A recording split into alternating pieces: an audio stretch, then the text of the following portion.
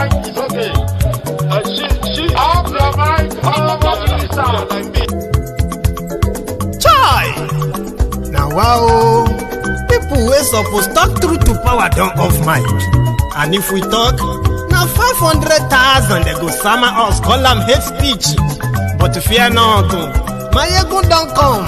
Him go torchlight every corner, nooks and cranny of all these bad people where they spoil our country.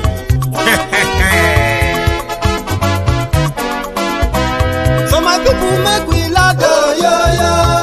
My ego don't come, oh, yo, yo. My people make we shout, oh, yo, yo. My ego don't come, oh, yo, yo. My ego don't come, man of the masses, oh, yo, yo. My ego don't come, oh, yo, yo. My ego diary politico, yo, yo. My ego don't come, oh, yo, yo. This one not the off in mind, oh, yo, yo. My ego don't come, oh, yo, yo. And in the touchlight every corner, oh, yo, yo. My ego don't come, oh, yo, yo. Okay, some people be they holla say they want the power. Chai. Them be promise us say we go get light and power. Nah. Them hustle sote they can't get the power. But now they know they do anything with the power. Sure. Every day, dollar just they get the higher power over naira. Still them talk say make we off mind. But thank God say my ego don't come. So my people make you laugh, oh, yo, yo. My ego don't come, oh, yo, yo. My people make we shout, oh, yo, yo. My ego don't come, oh, yo, yo. My ego don't come, man of the masses, oh, yo, yo. My ego don't come, oh, yo, yo. My ego diary politico, oh, yo, yo. My ego don't come, oh, yo, yo. This one not they off in mind, oh, yo, yo. My ego don't come, oh, yo, yo. Person where they do evil, no one make person talk. Them say that my yegun, that man too they talk. He too they talk. Say my yegun diary, he they hot like pepper. But every day then they take money in bulk. Woman picking, they the street they hawk. Still them talk say make we no talk. But thank God say my yegun don't come. So my people make you laugh, oh, yo, yo. My yegun don't come, oh, yo, yo. My people make you shout, oh, yo, yo. My yegun don't come, oh, yo, yo. Man of the masses, oh, yeah, yeah. My ego don't come, oh, yeah, yeah. My ego diary politico, oh, yeah, yeah. My ego don't come, oh, yeah, yeah. This man not the off in mind, oh, yeah, yeah. My ego don't come, oh, yeah, yeah.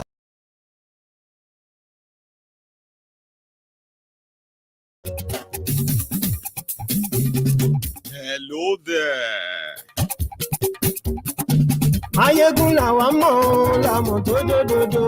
Ayegun diary, Ayegun number one.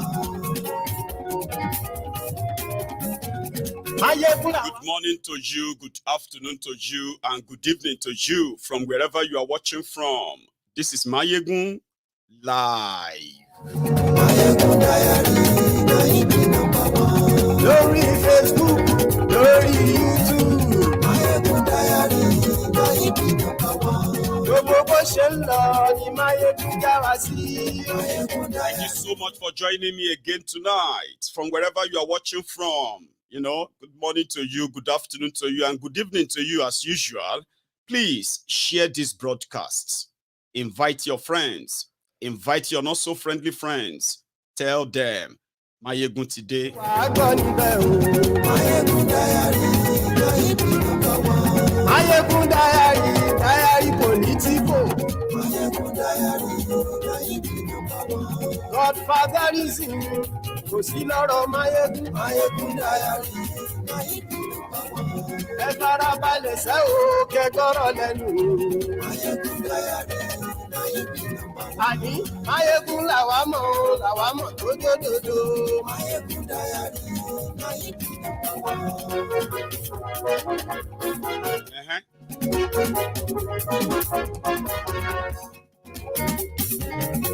Thank you very much. Share the broadcast, read the caption, read the description of this video as well, and drop your offering, which is like the broadcasts. And yes, like lórí Facebook. And yes, like lórí lórí YouTube. Ayégun ti dé. Àní ẹ̀sùn láti. Ayégun ti dé. Ọba bá gbé wúrẹ́. Ayégun máa bí. Àní ẹ̀sùn láti. Ayégun ti dé. Ijó ìgbádìyẹ. Abdullahi Adamu, which is now the former chairman of APC, national chairman of APC, squandered 32 billion naira, the money they realized from the sales of form. That is actually not why they even remove him.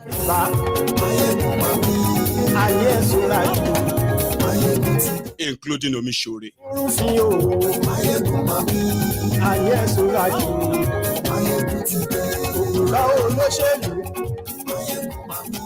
Why we all know that wherever insecurity lasts longer than 48 hours, the government is involved. This picture on your screen is that of two criminals caught by the Nigerian army somewhere at Yewa in Ogun State. And these guys were carrying ammunition that is over 20,000 rounds of ammunition. And guess where they were headed? They were headed for Eastern Nigeria. So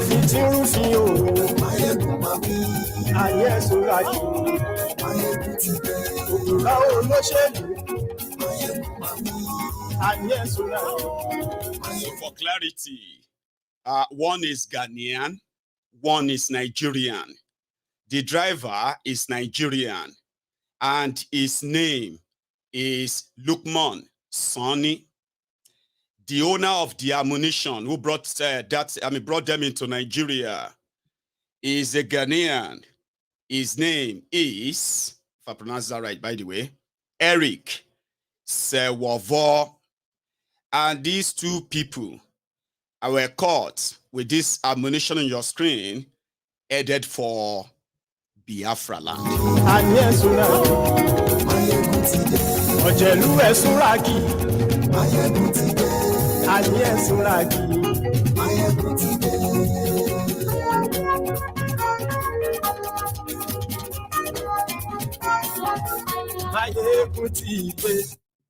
Motide, Ekule, good evening to you, good afternoon to you, and good morning to you from wherever you are watching from. It is Mayegun live. The writer for this broadcast is cut out from the statement made by Shettima.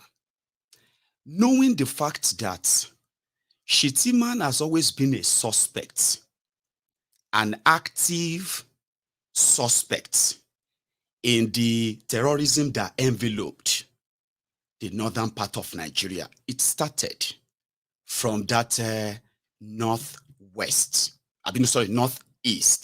where he was governor of the same state. Somehow, in the course of a 10-year campaign of terror of Boko Haram, they have brought so many of their leaders to prominence based on the level of terror they perpetuated. One of them is named Kabiru Sokoto. It will never go away. You know, the relationship between Shettima and Kabiru Sokoto is just like the relationship of a sponsor and the criminal. Let me explain. When the terror of Boko Haram gripped Nigeria about 10 years ago, the criminals behind this were actually people known in public in northern Nigeria. They appeared to be clerics, like Islamic clerics. One of them, Kabiru Sokoto, the guy behind the Madala bombing, the Christmas Day bombing in Abuja, he was arrested for the crime. He was being prosecuted for it. Then, shockingly, they transferred another security guard, a police officer, to protect or kind of guide him. And he escaped. He was declared wanted. Interpol, Extrapol, Interpol, Outerpol, all of those security, whatever, they raised his name as red flag. This guy was away from the grip of the authority for months. When he was finally caught, he confessed that where he was caught, which happened to be the Borno State Governor's Lodge in Abuja. Guess who was the governor of Borno State during that time? Kashim Shettima. So while they were looking for these terrorists that committed this terror, they escaped or arranged escape, the same authority or a part of that authority was actually shielding him. He lived comfortably. He was driving about in the government convoy, like governors' dedicated convoys. The most wanted terrorist was roaming about like he was never wanted. He was being protected by the same security men that were supposed to be looking for him. That was how Shettima became a prime suspect, among other things. All right? So this is why when they are talking about giving power, like state capture, kind of, right? Criminals who have taken, or lunatics who have taken over asylum, criminals who have taken over the pen, exactly, the drug lord and the Boko Haram sympathizer. So when he made that statement, I'll tell you what he said, because it's pretty much like, the usual. He said, the crisis in northern Nigeria, especially to end Boko Haram and terrorism, they don't need military operation or military solution. Meanwhile, when Kolu appointed his service chiefs, Lagbaja, Mr. Lagbaja, be General Lagbaja, that is in charge or appointed as a chief of staff, made a public apology to the governors and politicians in northern Nigeria that he personally is not kind of in tune or comfortable with this amnesty nonsense. You see, this Operation Safe Corridor that Boko Haram put in place for repentant terrorists, no matter the crime they've committed, once they hands up and say, I repent, including the children they kidnapped, sexually abused and put in family ways, raped, the Nigerian government under Boko Haram gave them red carpets as repentant terrorists. So this new Lagbaja said, the governors who are shielding or providing some sort of support for these criminals, for these terrorists, and using different techniques to shortchange them, the military, in actually pursuing the terrorists. He appealed to them publicly. He said he's begging them to please hand off. Now that's Lagbaja, a political appointee general. The second in command, the man that publicly once said that Kolu was going to undo economy, that is, Tinubu will handle economy. Shettima will handle security, something that never happened before. He muted it and he publicly said it. Somehow, Lagbaja will probably have to figure out who his master really is. That's another convo, right? So Shettima said, the reason why the terrorism up north is so high is because of poor education. It is because of poverty. And Tinubu's government, according to him, he says Tinubu's government is not going to use any military solution.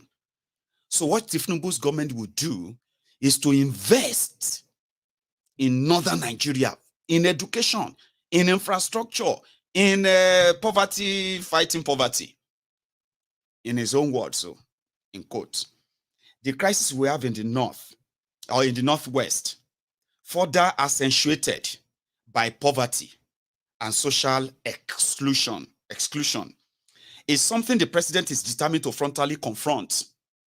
And in the coming weeks, he is going to unveil the solution. Unless we want to engage in an endless war of attrition, there cannot be a military solution to the crisis in the northeast and northwest. There has to be a kinetic and non-kinetic solution. President Bola Tinubu, in the next couple of weeks, will unveil the Pulaku solution. Pulaku solution, which will address the grievances and social exclusion of our Fulbe cousins, the Fulanis, in the northwest, towards addressing the root causes of all the banditry and insurgency in the nation. Now, let me tell you this. I can't remember where I read this, so sure you get. But it's like one fancy quote that has remained with me for a very long time now, right?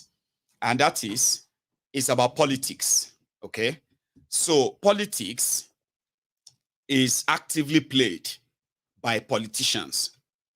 Politicians are people, or easily defined as the unusual kind of people, okay, that would create a problem, and then they will offer to fix the problem. That means they will create a problem, then create a solution, their own solution.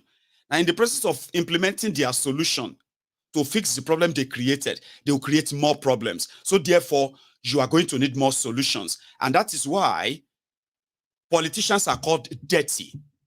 It's just that in Nigeria, they are more evil. Okay? Now, why did I say that?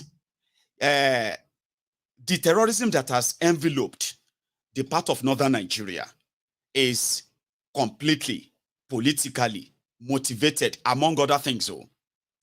Exclusion, or simply put, marginalization, okay, is something that you can say we are not in any way included in the governance of this country.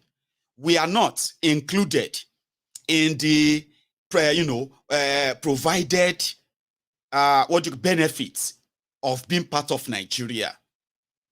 Let me rephrase that, okay?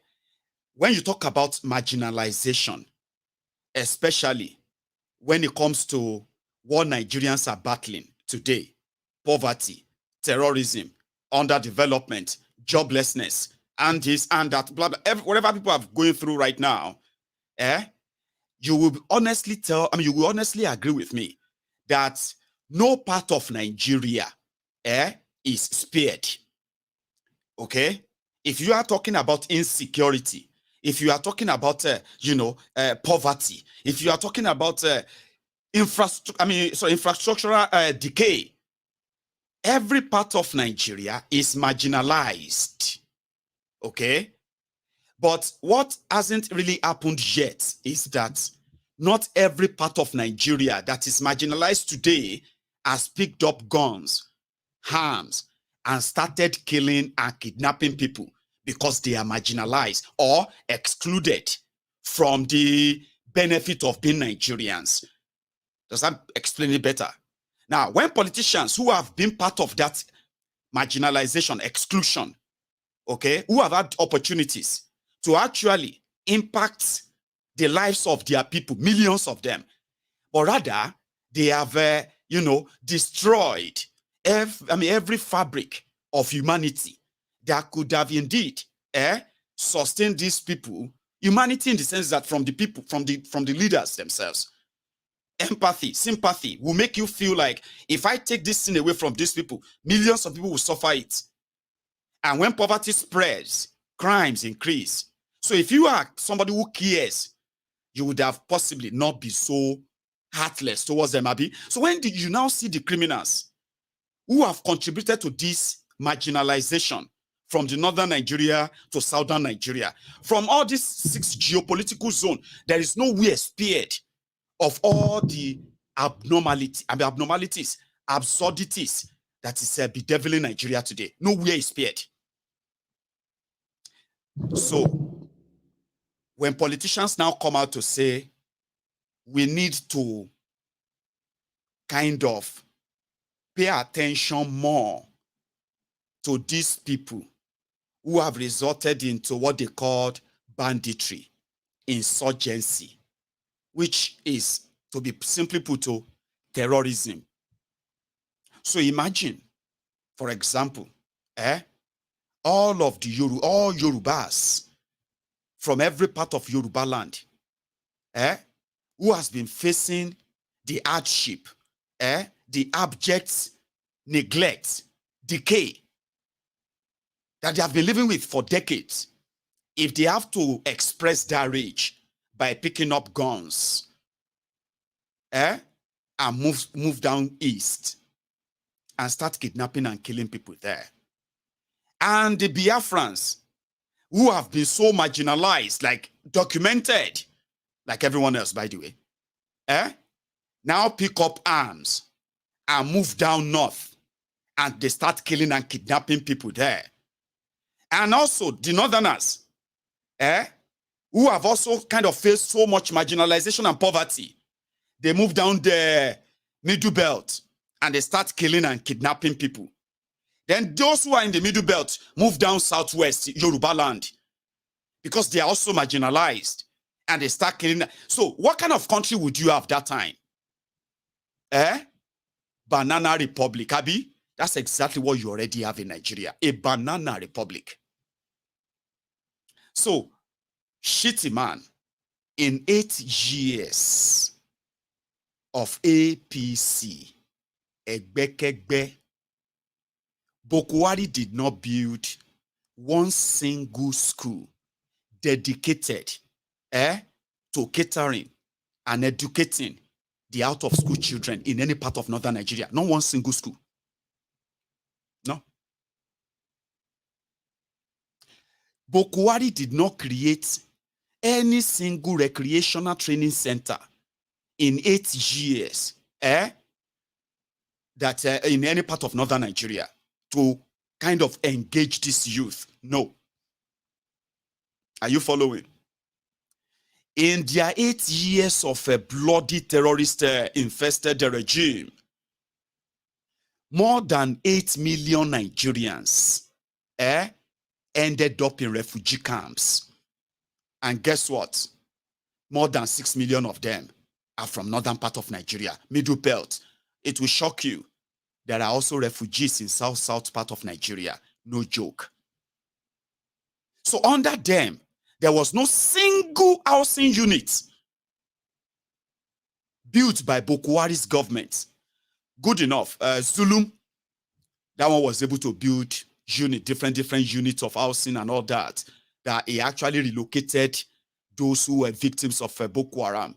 To some of them, I give him that credit. But for 8 years, in fact, when they attempted that they wanted to rehabilitate and resettle and rekene of the refugees, the victims of Boko Haram. That was when Babashir Lawal became the grass cutter, remember? Over 200 billion naira of your money in a space of 6 months gone down the drain of trying to rehabilitate refugees in northern Nigeria by Babashir Lawal. The famous one is that he used 242 million naira to cut grass because snakes were killing people. Snakes were attacking and killing refugees who are sleeping on open fields. They are sleeping in abandoned schools. And they were begging to feed. While they were on the street begging during the day, Babashir Lawal in Abuja awarded 242 million naira to his own company. He continued to deny it, but this was the attempt of Boko Haram. They were supposed to build thousands of houses. They never built 10. So the whole thing, the whole charade ended that. Then they created what they called sharing money. 5,000 naira to the poorest. So they will go to those refugee camps. They see how those people were living. Nothing was done. Their children were being openly kidnapped and raped. They couldn't fight. The shitty man saw Boko Haram expended billions, hundreds of billions of Nigerian naira in rehabilitating those who put those people in those camps. Those who obstructed their lives, turned children to orphans, turned women to widows, men to widowers. Nigeria government under Boko Haram was expending billions of naira rehabilitating those terrorists, and they were celebrating them.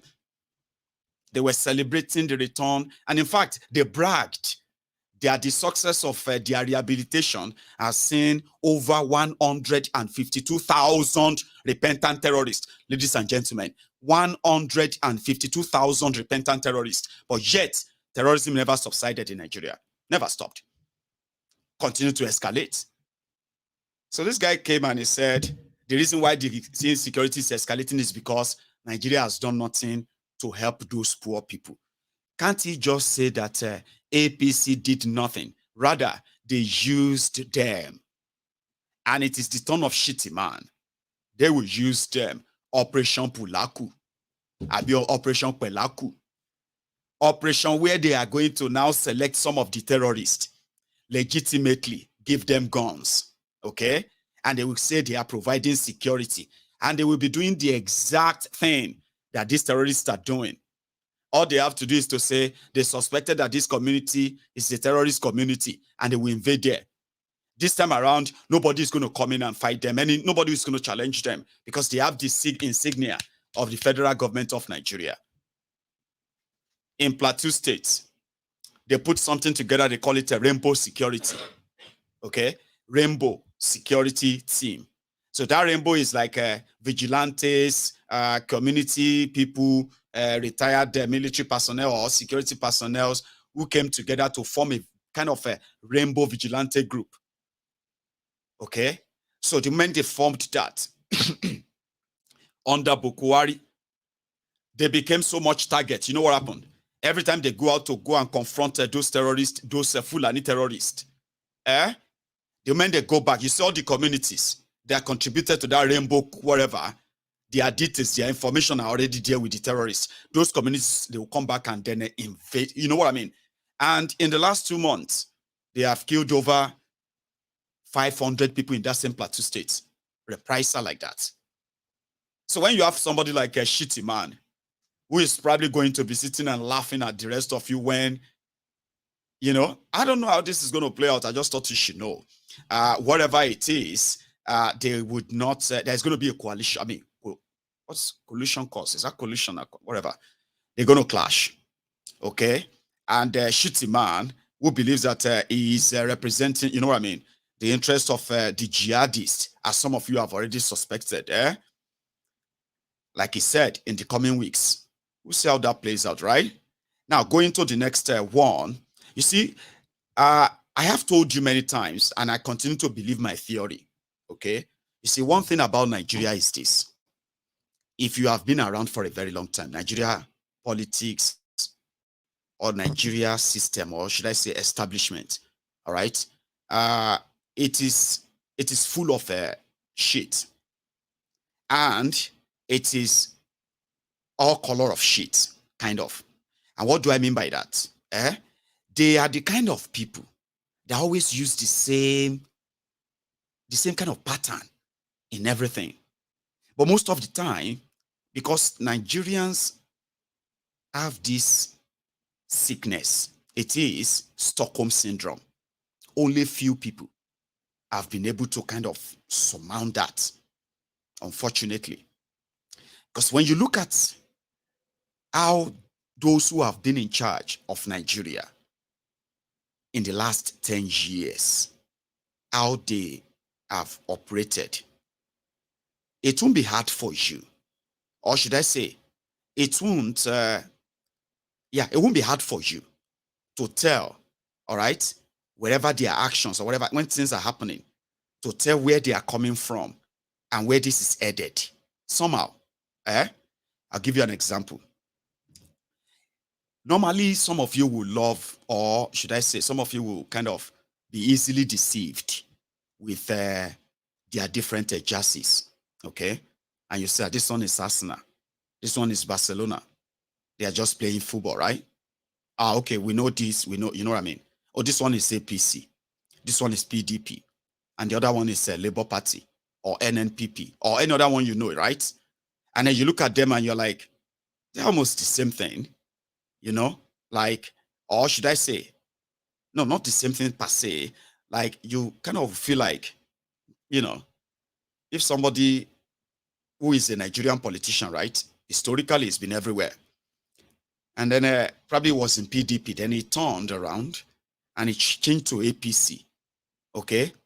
Or from APC, changed to Labour Party, you know?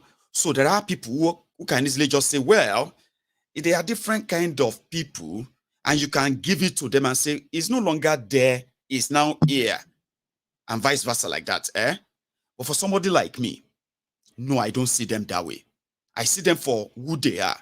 And when they begin to make all their moves and all that, I don't fall in that category of people that will say, this is surprising, or, oh, this is shocking, or somehow we say, oh, I believe them. It is different this time around. Okay, maybe I'm speaking in circles and Sakuabi. I'll tell you. Whenever Nigeria system want to punish you, all they need, sure you get, all they need is just something that they can just cling on to. That will be the selling point. For example, the system in Nigeria, the criminals in Nigeria, they have managed to sort of win the narrative control, where if they say you are a criminal, they expect a portion of the population not to question what makes you that criminal. Whether you being criminalized is because of the political interest of some certain people, or if you are actually a criminal. So, in this line, if the political interest says you should be criminalized of anything, or maybe if I say something now, right, and they look away because they don't have political interest in me, and you say that same thing, and then almost everyone wants to fall over you, and you're asking yourself why? Like, didn't Mayegun say the same thing? Why are they coming after me? It's because if the interest of the political, this political few, if their interest is in any way kind of bruised by your position, so they can put the narrative together whereby the entire security system will declare you wanted for a crime you didn't commit, or you have just offended some people. Okay? Now, this same kind of mindset also play out at a larger scale when they want to wield political or kind of direct political narrative to commit larger crime. Again, let me rephrase that, or let me re-explain that for you. If they want to deal with me as an individual right now, okay, they can come up with anything, and the entire security system will make it look like they're actually doing an investigation. For example, they can say, I have been sponsoring some people on terrorism, that they are going to attack some prominent people in Nigeria. And you will see their DSS, NIA, the police, the military, and all kind of security, what have you, they will be sharing my detail. That detail that somebody just wrote together and said, I have a camp in Ogun State. I have 10,000 people. I have brought guns in. Meanwhile, I have done nothing. It's just because the interest of some political people, or should I say, my view, sort of bruise the political interests of some certain people. So they will put a profile on me. Do you get that? And they will make it look like they're actually doing investigation. Before you know it, they will start arresting some people. They will start manufacturing evidence like phone calls, text messages.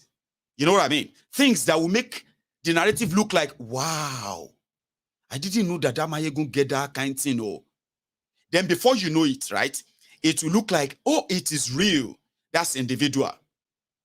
If they want to stage that same, level of up against, for example, against the people. Let me give you another example.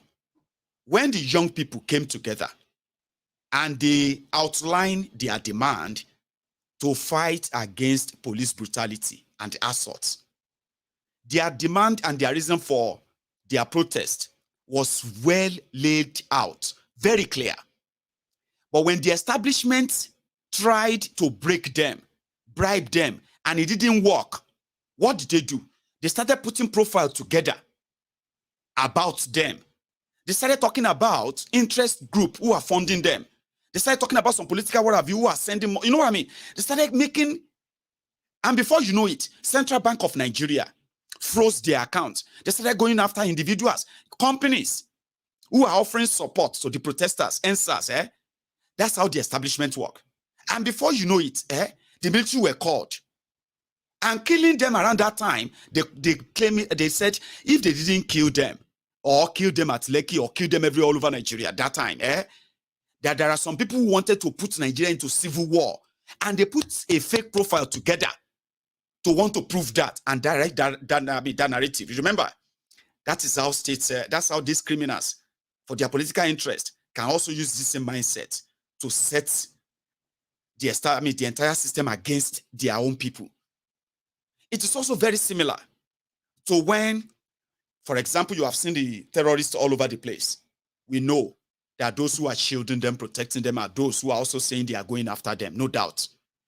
The politically motivated insecurity in eastern Nigeria, which suddenly started gaining traction again. And I can tell when something is so coordinated. And that's why I said, Stockholm syndrome that a lot of people suffer from, I can't cure that. But maybe constant reminder, will keep it at your own subconscious mind. Whenever they bring out all these lies, it will be easier for you to check all the MOs, okay? In eastern part of Nigeria, there is a popular, well-funded federal government, state government, well-funded campaign against the IPOB. A lot of you, that's why I gave you one example the other day. I said, do you all remember when they came after the NSAS people? And they made you believe so much. Like what they were asking for was to destroy Nigeria. And all of their demand, including when they mobilized thugs to destroy government properties and blame it on you. You saw all of that. And you saw them repeating and repeating and repeating and repeating the same thing that didn't happen, right? I said, if you have been a victim of NSAS campaign, Nigerian government campaign, where they demonized you, criminalized you, and they were able to turn the mind of some portion of the population to believe everything they said, even though they were not blind, they saw everything, but they still believed the narrative of these criminals to justify the killing. I said, if you have been victim of that,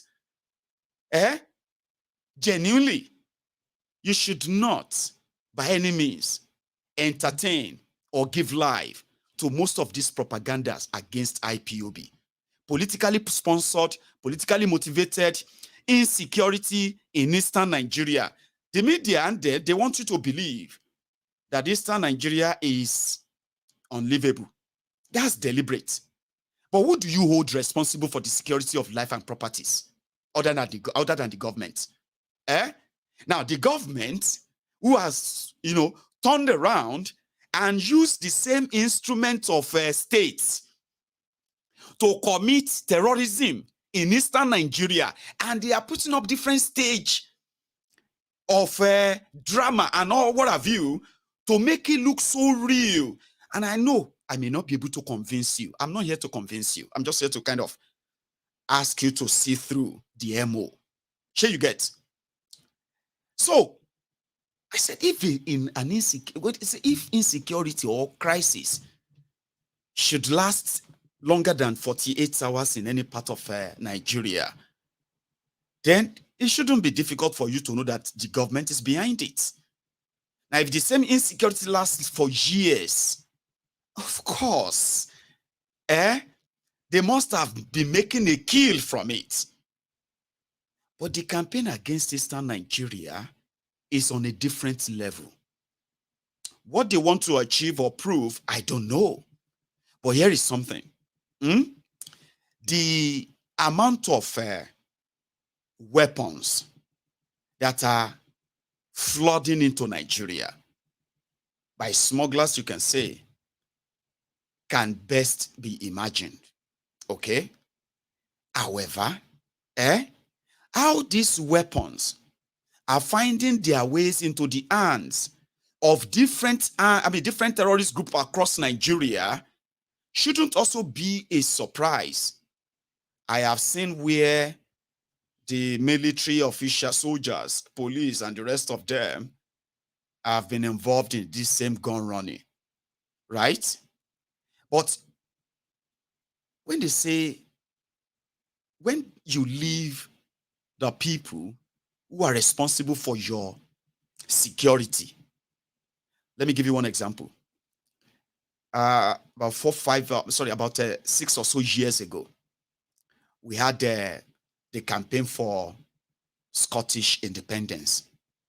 Scotland, which is part of United Kingdom, decided I wanted to leave. Now, the campaign came, the voting happened, and then the Remain won. But you know what? During this whole period, there was never a time that the right, the statute that actually bind this kingdom, United Kingdom, together was ever altered. People were allowed to express their own democratic belief at the time, and whatever happened after will determine what will happen later too. Okay? That the Biafrans, the Igbos, will never drop Biafra. Even though there are some Igbos that will tell you Biafra is dead, Biafra is dead. But the truth of the matter is this: the marginalization that led to the first civil war, genocide, no matter how much Nigeria tried to bury it, the marginalization has kind of gotten worse now. It has worsened. Okay? They haven't built anything that is in any way Nigerian to say it involves or includes the Igbos. If you want to confess to yourself, okay? Now, you can say all things. The Igbos should be this, the Igbos should be that. It's all coming to the one thing that you agree. The Igbos have been completely excluded. But there are those that believe that the Biafra is bygone and bygone, whatever. Now, if you are one of those who believe that Biafra is bygone and bygone, all you want is a better Nigeria, not a place where everybody is equal and the rest. Here is where you are mixing it up. Because you acknowledge that the marginalization is still there, it's also for you admitting that Biafra is not gone. Okay? So, the fact that the Biafra is not gone, until it hasn't kind of been made official, agreed, okay? That simply means the democratic right in the democratic system you are practicing in Nigeria, there are some people want Biafra, some people want Yoruba nation, some want Kwarafa as their own democratic right of expression, does not deny them the right of protection, the right to life, the right to freedom of movement, the right that act like every other Nigerian. And as a government, you hold them that responsibility to keep them safe and protect them until they are no longer Nigerians. Is that not what it should be like?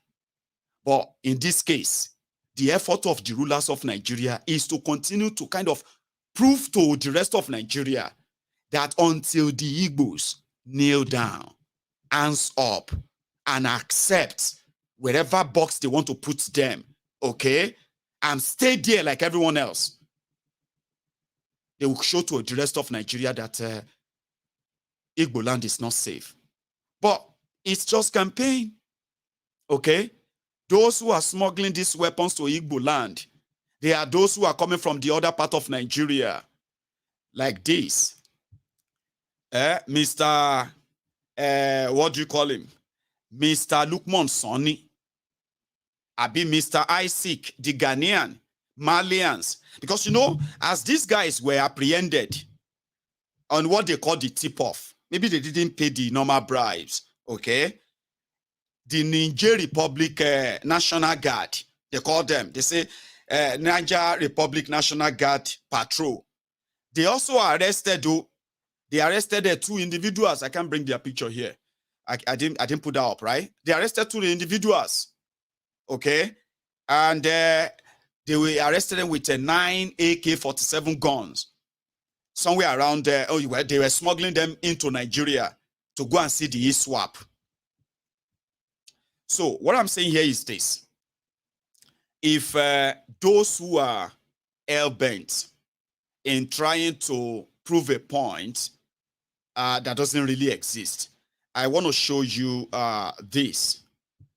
From the security reports, in the first quarter and especially second quarter of this 2023, if they stop shipping ammunitions, smuggled ammunitions, if they stop, sending murderous soldiers to eastern Nigeria, there is actually absolutely nothing that makes eastern Nigeria unlivable. In fact, it is actually the most peaceful in this second quarter. Second quarter means April, May, June.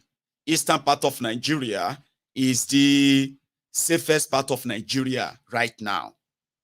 But the campaign may never take you there, all right? And I hope some of you who are living in eastern part of Nigeria will indeed speak out more, show people around, show things, because, the impression that they are funding in Nigeria is that everybody in eastern Nigeria is IPOB. And that's why one commissioner they sent to Anambra. Imagine this weapon or this truck of weapon they are taking to Anambra. Taking to eastern Nigeria. It was headed for Anambra State. What did they want to go take and do for Anambra? To go and hand it over to Asari boys and their unknown gunmen, or what? And how many of those trucks have already entered Anambra before this particular one was caught? So you guys need to speak out more, I'll say. But let's go to the next one. The next one is the news of APC. Egbe. Mind you, without forgetting this, so if we still believe that for those who genuinely are interested in this new changing face of eastern Nigeria, I'll tell you one story. Remember when they started this their what do you call it? This their ethnic religious politics, and they started going after the Igbos. And I was here. I was saying something that I said, listen to me. What I see, maybe I didn't see anything, but anyway, what I believe, where I believe this is headed, this hatred that they have now nationalized against the Igbos, that they have now weaponized for political, what have you, to the point that even after elections, they are still going after your businesses. It was good for those of you who really have investments, okay, to begin to divest your investment, return them back to the eastern Nigeria. Put this myth to an end once and for all, okay? You have managed to prove a point that wherever you are just like seed, okay? When they believe that they are burying you, you are just going to germinate and produce and become something that they will become so scared of, kind of. All this begin to divest before you start losing your properties. Now, you will lose your properties to demolitions. You will lose your properties to withdrawal of your certificates here and there. You will lose your businesses to demolitions and all of that too. So it didn't take long, because I said these guys are not going to stop, because they're going to push it one way or the other and say they're going to have another election. So if you want to have another election again in Nigeria, with what you have witnessed so far, it's going to be worse when that time comes. My Lagos, not your Lagos. These guys are worse than what you can imagine. Move your investments. Okay. Some people, and I said that is not going to make us the Yoruba land like you kind of believe that Yorubas are going to suffer. No, nobody's going to suffer. All right? Everybody's going to feel the vacuum. But what will happen is that everyone's going to be respected. And in this case, the Igbos are not asking anything from Nigeria. They're just asking to be allowed to breathe like everyone else, I would say. Abi? So if you move and you prove your point, because you have what can actually make you an envy of the rest of not just Nigeria, Africa too. And I actually outlined all of those at the time. All right. Some people actually took that. In fact, people have been doing that before the election. After that election, a lot of people have started kind of moving them for real. Some are putting up their properties. They are putting them up for sale. I want to sell this. I want to sell that. They are moving back to the Eastern Nigeria. Some of these Eastern governors too.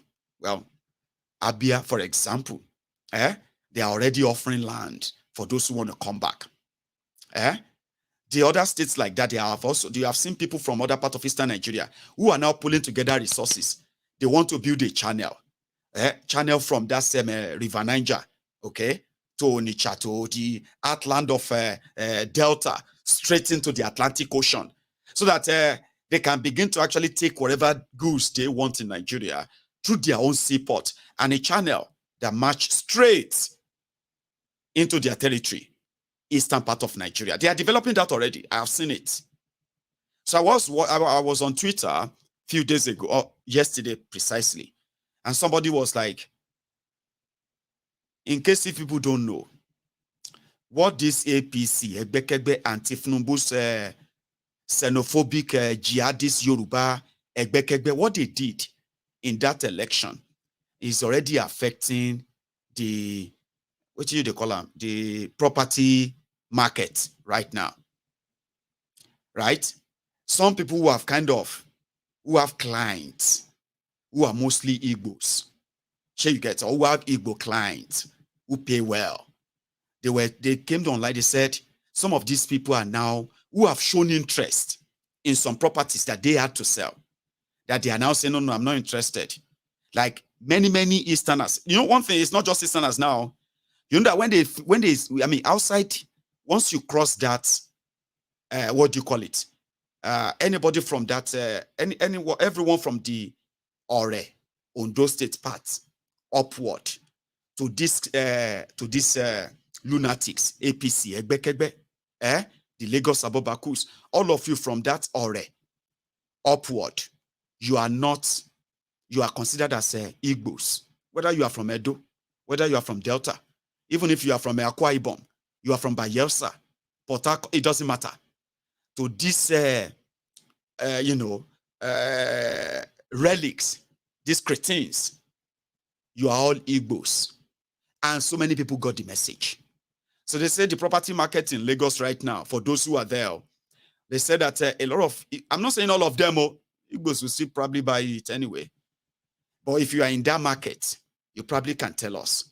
They said a lot of them are now kind of saying, no, I don't want to. If you have properties anywhere else, maybe like Abuja, Port Harcourt, or all these places, I will be interested. I don't want to buy anything in Lagos anymore. So those who are in that, and I said, that's how it's going to spread. They should continue their xenophobic agenda for political exigency, political gain. You continue that, but, and continue to hurt yourselves as much as you want, right? But let's go to this one. The criminals.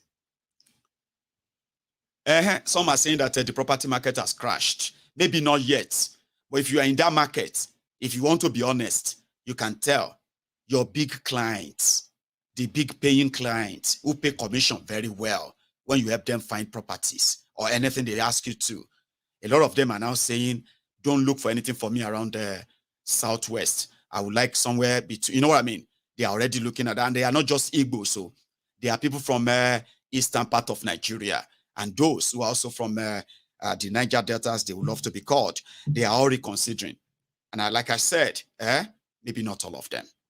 Now, you see this man on your screen, is the first to kiss the dust in what is called the cleansing of APC. Egbekegbe. Now, just for like a simpler break, few days ago, Adamu Abdullahi, who has been accused of mismanaging over 32 billion naira, money they realized from this bazaar sale, the ridiculous sale of presidential forms and all forms for the 2023 elections. Also, it was considered as the guy who was behind the cabal or should I say, who was leading the cabal that was trying to stop Tinubu from becoming president or winning APC tickets. This guy took 100 million naira from 18 people that Tinubu actually gave money to go and buy form in order to saturate the entire process. Do you remember? They said about 25 people bought, 50 or so people bought APC presidential form. They were buying the form like for people. It was like bonanza form, 100 million naira. So that 100 million naira, about 18 of them, now Tinubu gave them money to go and buy the form. Not because they are interested in being president or anything or contesting. So, which means Abdullahi Adamu collected about 2 billion naira for form alone from Tinubu's pocket. And he still worked against Tinubu. He had the audacity to come around and say it was the rubber stamp Lawan that would be the anointed candidate of APC. So when this all said and done, few days ago, the guy who was probably hearing or kind of sensing what was coming, he granted this interview. Arise News owns the credit to this video, by the way. Just watch this. I won't drink tea. I think that is a soft selling point for you media people. I say it with due respect to all of you. It is true, and I don't take that back. I don't deny the fact that at the time that I made a presentation to the National Working Committee, yes, the name of distinguished senator, Senate President, as he then was, Ahmed Lawan, was proposed for the presidency. That was before the convention. So many things took place between then and the actual date of the convention. And once he was nominated at the convention, unanimously, and I was there, I led the convention as chairman of the party. A day after the convention, we went to I took the entire Obasanjo's National Working Committee to his residence in Asokoro here in Abuja and assured him of our support. We assured him we will stay shoulder to shoulder with him.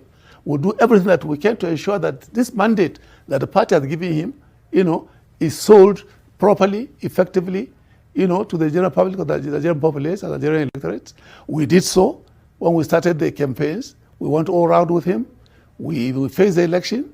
I was privileged to lead the party right up to the end of the election, and we delivered a successful election in favor of our great party, the APC. We are the winners. Now, instead of appreciation, instead of showing understanding, and maybe, if you permit the word, even praise for what we've done, rather we're vilified. This is the time for people to say, it's not happening. They want the account. They want the annual, annual account of the party. They want this, they want that kind of stuff. I was taken aback because, you see, if nothing else, I expect my fellow countrymen, in good faith, no matter their political persuasion, say, yes, at least we led this party to success. Who can't wish that away? We have a president, he's inaugurated, he has commenced his administration, and he has hit the road running. Both well-meaning Nigerians and supporters of the party and our president have been full of praise for the performance of our president. We, as APC, produce him. I have had the privilege of leading that. And I have not had any period of misunderstanding with him since the convention, since he was elected. Now, every political party anywhere in the world, before a convention in a presidential system, you can hold an opinion. Why not? Every one of us is free to so do. But once the party decides this is it, every member of the party, a lower party, follows. And that's the process. We are no exception. That's what we in Nigeria. But some people decide to make that a soft selling point and something to hit at me as an individual. That's left to them. I know what I'm doing. And for your information, I have enjoyed a good working relationship with President Ahmed Tinubu GSFR since his inauguration to date. In fact, since his election, there's nothing I went to him to talk to that I didn't give his attention or didn't share my thoughts. You know.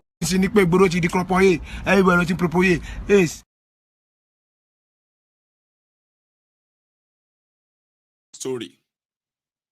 That was the moment Adamu knew that something was coming. If there's anybody that gave Tinubu almost high blood pressure, it's not a Mefiole. No, it's not a Mefiole. You know, it is this Adamu. I even sang a song then, if you remember. I be sung a song then. Anyway, sang a song. The Adamu mi, Adamu mi. Torí tó bá Adamu mi, Adamu. Ọlọ́run Adamu ẹ̀ o, Adamu o. Everyday meeting. Breaking news.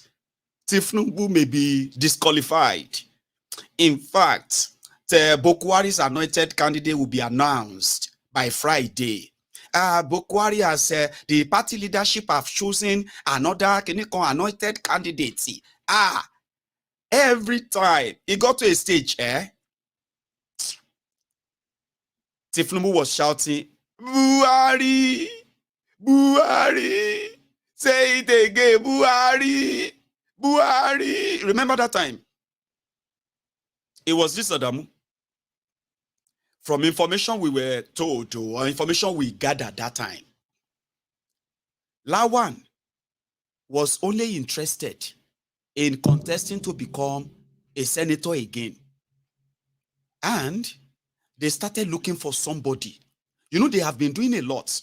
Sorry, you know, I'm kind of somebody who is a revisionist. So I need to take you back a bit for this story to make sense to you. Okay? When Boko Haram became president, there is this cabal who went after Tinubu. It started from when he was kind of feeling powerful, and a lot of people were going to him that maybe he will influence them he will influence Buhari to make them ministers. So Tinubu was writing names of his own ministerial nominees. So when he sent that to Abuja, Abba Kyari, who collected the list, just rolled the list, like he rolled the list with tobacco, and he used it to smoke in his office. So that list never existed again. So when Boko Haram will announce his ministers list, they were those who were nominated, those from the Southwest, so they were those influenced or nominated by Ibekunle Amosun. They didn't stop there. All right? It was humiliation even within the party, to the point that Tinubu had to run away from Nigeria. Equatorial Guinea. From Equatorial Guinea straight to South France for years. Okay? For 3 years. Around that time, Boko Haram and his cabal, as we used to know them, they were reigning supreme. APC was almost in tatters. The country was already in smoke. Boko Haram was like a vegetable. It was mostly away. The whole thing was a mess. And they wanted to push Boko Haram for second term. They had to go and bring Tinubu back. When they brought him back, they made him the reconciliator of APC, the one that will now bring everybody fighting themselves. El-Rufai was demolishing the houses of his fellow APC senators. If he's not demolishing the houses, he's arresting them or banning them from visiting Kaduna, even though they are members of the same party. So Tinubu came back. And to take the job, what did Tinubu ask for? He said he must be given the chance to control the party. And in fact, back to the 2015 gentleman agreement, that immediately after Boko Haram will support him to be president too. Sure you get. So if that's going to be the case, they will have to hand over the party to him. He would have to nominate the party chairman. That was how Oshiomhole became the APC chairman to represent Tinubu. And that was how so many others who represented Tinubu and other guys too.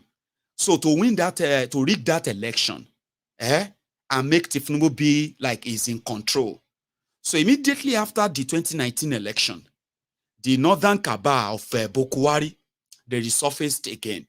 This time, they want to be done with Tinubu once and for all. So at first, they went for Oshiomhole, to the point that Oshiomhole was disgraced out too for this Adamu to come on. They knew that Tinubu was putting together his own structure in APC that will work for him or pave way for him to become the APC candidate and eventual president. That was how he planned it. But immediately after 2019, Oshiomhole became the fall guy. And for a very long time, somebody who was governor was also the APC chairman until when they wanted to do the convention. So when the convention was coming, they chose this Adamu to champion whatever they wanted to do for Tinubu that time. So when this Adamu now became their chairman, it was time for them to start buying form and choose candidates. Tinubu went back to Boko Haram to go and tell him that I heard that this one, that one, this one, that one is going to run for president, including Yemi, Pastor Ruga. So Boko Haram said he has told everybody to go and, anybody who is interested, is open field, free field. So he reminded Boko Haram that that was not our agreement. It was like, well, let the party do what they would do. I want to be neutral. So that same day, Tinubu gave a press conference and said, I want to run for president. So around that same day was the day Tinubu declared that whatever you want to bring, bring them now. Mokuku start the fight now. So the Adamu and guys, like I said, anybody who wants to contest can buy form. Who is Tinubu? Why can't anybody buy form against him? Well, who is he? So buying form for everybody, Tinubu now saturated the whole process. Say you want to buy, everybody should buy form. 20 people go and buy form and say you want to be president. This Adamu that time, it was like an open grace. Abi wetin you go call am? The rain of money. Adamu was at the center. The cabal that wanted to stop Tinubu, maybe around that time, it became more like, let's make it look real to the convention then. They didn't have the number. So to their own surprise, Adamu now came out and said, after everybody don't buy form, Tinubu don't buy for, everybody don't pay 100 million. Adamu now came out and said, Boko Haram's anointed candidate is Ahmed Lawan. How? And Ahmed Lawan, also, who happened to be the Senate president at the time, gave a press conference to say, thank you so much, my party leaders. I appreciate everything and the trust you have in me. Kiniko. So that was when Tinubu was like, whatever they want to do, if they want to disgrace me or anything, let's go and fight. They didn't know then that while they were living in that euphoria of being powerful and cabal, Tinubu don't buy the entire place. Do you want me to explain that again? It's like you are with the presidency. Now you get the power. And whatever you say anybody should do is what they will do. Oh yeah, you do this, you do that. Oh yeah, arrest this one. Sure you get. So you are living in that euphoria. But by the time they will realize that Tinubu don't buy everything buyable, including state governors from northern Nigeria. And as a lord, drug lord, Tinubu no need to pay you cash to buy you. Okay? Sometimes it's called deals. If you give me this, I'll give you that. If you give me this, I'm going to give you that when I get that. And in this case, by the time it was time for their convention, now 37, the anointed candidates got. So that was the first defeat of those who actually wanted to stop Tinubu from within his own criminal gang of APC. He knows it. He knows that. Here you get. And I actually told people once, I've told you before, I said, the only people that can stop Tinubu are the same people within his own party. Because the Tinubu I knew, with what he believes are, like he said, whatever money cannot buy, more money will buy it. Instead of bribing people in INEC, why don't you just buy the entire INEC?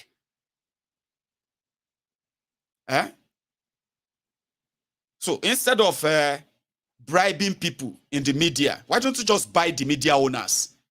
The owners of the media houses, just buy them. Give them something that they can never refuse or reject. Make them offers they can reject.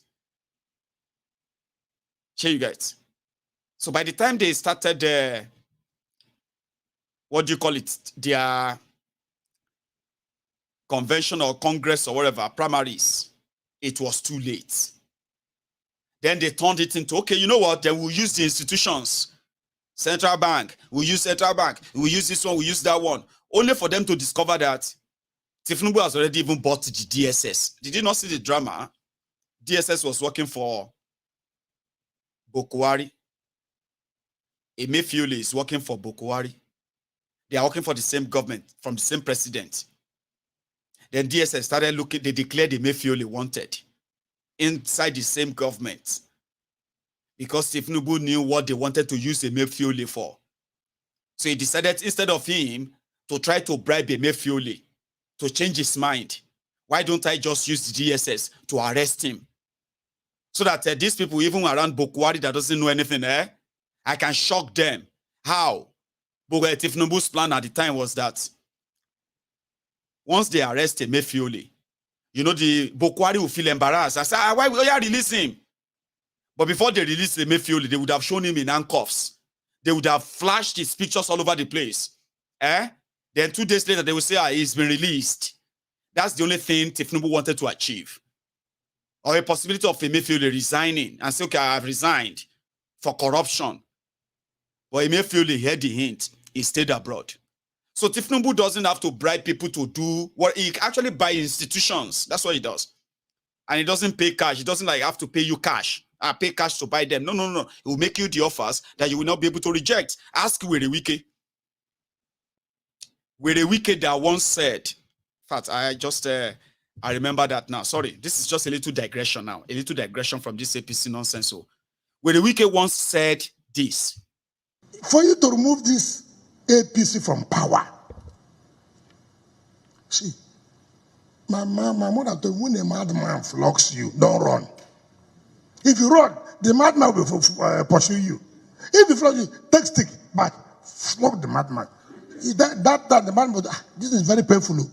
Then the madman will start running. This APC, they require people too, who will tell them enough is enough. And I'm that person that can tell them enough is enough. We must take this power. Power, they know the dashable. Do you dash power? Power is what? Taking. I'm ready to take it for PDP. And I will take it for PDP. No, if you're on the election, they know the dash power. Then they take power. All these people want the election. If they support me. To do what? I've come out. I'm going to take this power from APC back to PDP by the grace of God. God has given us what it is, and that's why God is making APC to make mistake every day. That is how you know God is with you. So I'm begging all of you here, Abamoro, Suswan, Senator, spoke well, members, chairman, don't go and sell your vote. Don't go and sell your vote. Give me.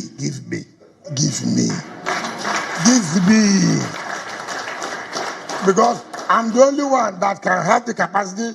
APC people, when they hold meeting, they say, look, don't enter Wike's problem. They must enter. And when they have entered, I've captured them. Give me this to do. Let me return power to PDP. Thank you. It is smoke Igbo. It is take Indian.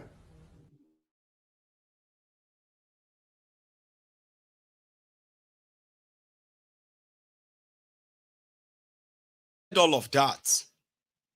And today, the story is different. So you can ask yourself, what offer did Tinubu make him? Like, what could be that? It's not money. Of course, it can't be money. You know it can't be money. Abi, it can't be that I will make you minister. No. It must be something like something very, very big for Wike to do a 360 U-turn. Like that. That's Tinubu for you. So if they make you an offer, you know, take them. They go want to take something more from you if you are that important or a threat. Because I can't imagine what he offered with Wike, with what he did in Rivers State. Please, if you say you don't do your own thing, or you don't do your, but just few months to election. Even people see the kind of demand they follow the former election happened where Wike turned to Hitler like that. I mean, it won't be the first time he will turn to Hitler anyway. So, Kolu bought the institutions that could probably just challenge him. Why those who think they own the institutions, because of the power they had that time, it was too late. So now Kolu is coming back for his pound of flesh. Pound of flesh. And some are saying that why is Adamu even still there? Like Wokilo Shembe, like the whole thing, like it's like saying game over. Do you remember when I told you that the people that Tinubu will first go after, that you will see that it goes after they are going to be the Boko Haram people, the demagogue criminals that they were friends. I mean, they are actually friends. He's going to go after them first. So Adamu was told that chairman, and that is Oples Uzodijo of Imo State. Oples Uzodijo and Adamu, they are 5 and 6. They were like this. You know? So it was Oples Uzodijo who went to him and said, Mr. Chairman, between me and you, after everything will happen, that you yourself know the role you played. You're supposed to be the answer chairman of APC. Now that Tinubu will be say you did everything to stop, it's now the president. Mr. Chairman, it makes sense to you. And I was like, but we have already won election. I brought victory. Baba, you the mentor, you know hear me? That man, maybe say you did meeting, collect money, did all of this, all of that, Now him be the president now. See, they're supposed to tell you, say, may you disappear before you disappear. And I think that was when Adamu started granting interview. Oh, they didn't praise me. They're asking for account number. They're asking for money from account. Is that what they should be asking? Shouldn't all of us be saying that, Adamu, well done. Adamu, thank you. Adamu, Oshe. Adamu, Biko. Anyway. So I think it was Kolu who called them from Nairobi. Like in Yoruba, you know when you say, hello, I'm on my way to Nigeria right now. I'm going to go and enter plane now. I don't want to see Adamu for house. So Adamu to disappear. But what can we do, sir? Because Adamu don't carry 32 billion. You know if you do account. That's even enough. But your own man did there too, Omishore. Omishore self don't join them share from 32 billion. Anyway, for clarity, okay, that's how much they realized from sales of forms to those who ran for different offices, assembly, national assembly, like rep, senate, governor, and all of that too. 32, whooping 32 billion naira. Adamu don't blow the money. You know, they say normally the party rule says once election is over like that, the money they realize from the election, they will now share the money to the zonal offices of APC, who will also share the money to the state offices, local government, and ward areas. Yeah, it's just like money that they will just give back to their party. Adamu and others, they don't spend the money. And from that money, okay, Adamu and his friends, they've spent 25 billion. They said only 7 billion remain inside the APC account. 25 billion. Omishuri has been also removed. So Adamu now, they said, Adamu, we give you 24 hours because we are going to call a meeting. Tinubu is going to be back from Nairobi, where he went to go and do Bala Bulu. Omo, I'll show you a part of that Nairobi speech, Abi. Shefegbo. Bala Bulu, despite saying they read down. And you know that in African Union, other African countries who speak other languages like Portuguese, French, and Yoruba, and Igbo, and anyway, people speak other languages at the African Union. So when you are speaking like that, they will have to put headphone that is interpreting what you are saying to their own language, so they can hear what you are saying. Omo, Tinubu lo se Bala Bulu ni Nairobi before he called them to remove Adamu. I'll show you that one. I actually kept that earlier. 1 second though. Tinubu addressing AU. Now reading the read though. Please pay attention to the guy behind him. The guy is completely lost. Like, then when they will shock him, they can't clap after that nonsense. I'll show you quickly, just quickly. It is much like the old scrap that plundered our continent.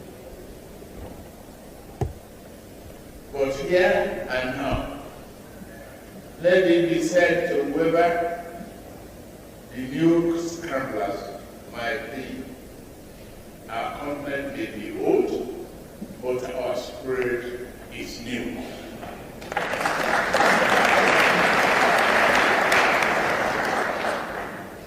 And it is strong. The bad that took place in the past must not stay here. It shall never be repeated. He highlighted. He lost like, why are they clapping? You know that thing like, which language is this? I think I actually captured that. 1 second. I asked where I captured that, and I want to believe I see it. If I don't, I'll just continue with what I'm saying. Why you going to continue? It's part of it. Okay? So the guy was kind of like, what's going on here? Like, why are they clapping? How come these people understand? They understood this man. I don't get what he's saying. Like, see that face? Can you see that? It's very, very expressive, right? Lost, confused, like, oh my God. Kilon saw. Anyway, when Kolu left Nairobi, that was the moment Adamu tendered his resignation, because they had to call an emergency NWC, National Working Committee meeting of APC. Since Adamu cannot account for the money, Adamu cannot be their chairman. Kolu doesn't even want to come back home and meet him. So when Kolu left yesterday, I think I have a copy of that. I'll show you. He left Nairobi today.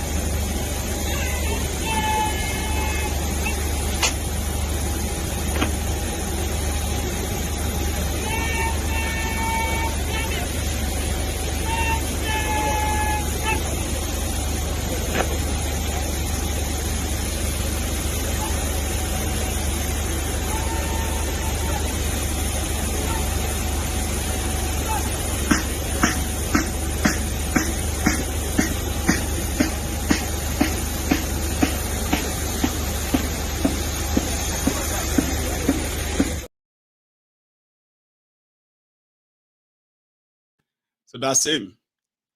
And while he left Nairobi, they quickly had that meeting and said, this is kind of funny as well, right? Adamu resigned.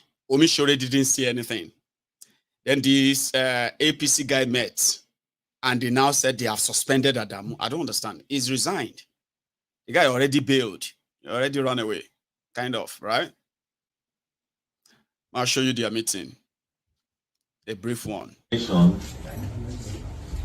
Of the national chairman, Senator Abdullahi Adamu, CON, and that of the national secretary, Senator Yola Omishore, CON. And with this development, and according to the Constitution of the All Progressive Congress, APC, it is now incumbent on my humble self, Senator Abubakar Kari, as the Deputy National Chairman, North, to assume the office of the Acting National Chairman of the All Progressive Congress, APC. So that's the new acting chairman. And, we haven't heard yet from Adamu after this. But we'd like to hear what happened to the money. Me, I'm interested though. Because, like I said, everything that will always kind of prove my own theory that these guys are criminals. This Adamu was Nasarawa governor too. To make the matter worse, Peter Obi beat them in Nasarawa. You know that? Peter Obi won in Nasarawa. That's something they couldn't take. Well, if that should be the case, like, why would you punish Adamu that Peter Obi defeated Tinubu in Adamawa? I mean, sorry, no, Nasarawa rather, Nasarawa. The same Peter Obi beat Tinubu in Lagos, that Tinubu couldn't even get 25% in Lagos. You know that? Tinubu didn't get 25% in Lagos, so. But they have to kind of lift the number, Adam join and all that. I mean, what is the difference between 155,000 and 980,000 votes? So must have me 195,000 is over 25%. You know, get 25% for Lagos, but they don't punish Adamu. APC Tinubu's campaign chairman, Lalong from Plateau State, it was beaten blue-black too by Obi in Plateau State. And that one is waiting to become a minister. Now, like Gandola is also going to be your minister. Okay. And then bet you don't collect your 8,000 or you never collect them. Now dollars they pay some people. Bet you the women leader APC giving $1,000 to women for lunch. Money for lunch when they went to go and tell Kolu to make Betty Edu minister, woman minister, coming to come. I trust that woman. That woman, when she was commissioner in Lagos, I remember when that woman was skinny FAQ. She was at 8,000 TTE. She say, me, Samo. Now dollars they pay others. See people we want to revive Nigeria economy. Honorable Anjo, did you see what Madam just did to us? She wrote here, Vicky, this is your own.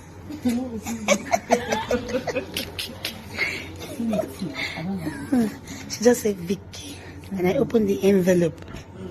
When I opened the envelope, behold, all the staff were smiling, celebrating all the staff. It is too much. This is too much for lunch. This is too much for lunch. This is too much. I don't want to be confused. Let me know what I'm doing. Honorable. Disable, Atisete, Atin Paro Tipe, Atisete, Tito, Dimo, Dodo, Sima, Atisete, Odisete, Kagwa de Falari, Atisete, Kagwe de Falari, Atisete, Adajo, Paro, Tori Owo, Atisete, Odi, Paron, Tori Bo, Atisete, Udo, Minster, Atisete, Etisete, Tigang Gara, Atisete, What shall I say unto the Lord? Yes, Lord. All I have to say, Thank you, Lord. what shall I say? Thank you, We can deliver,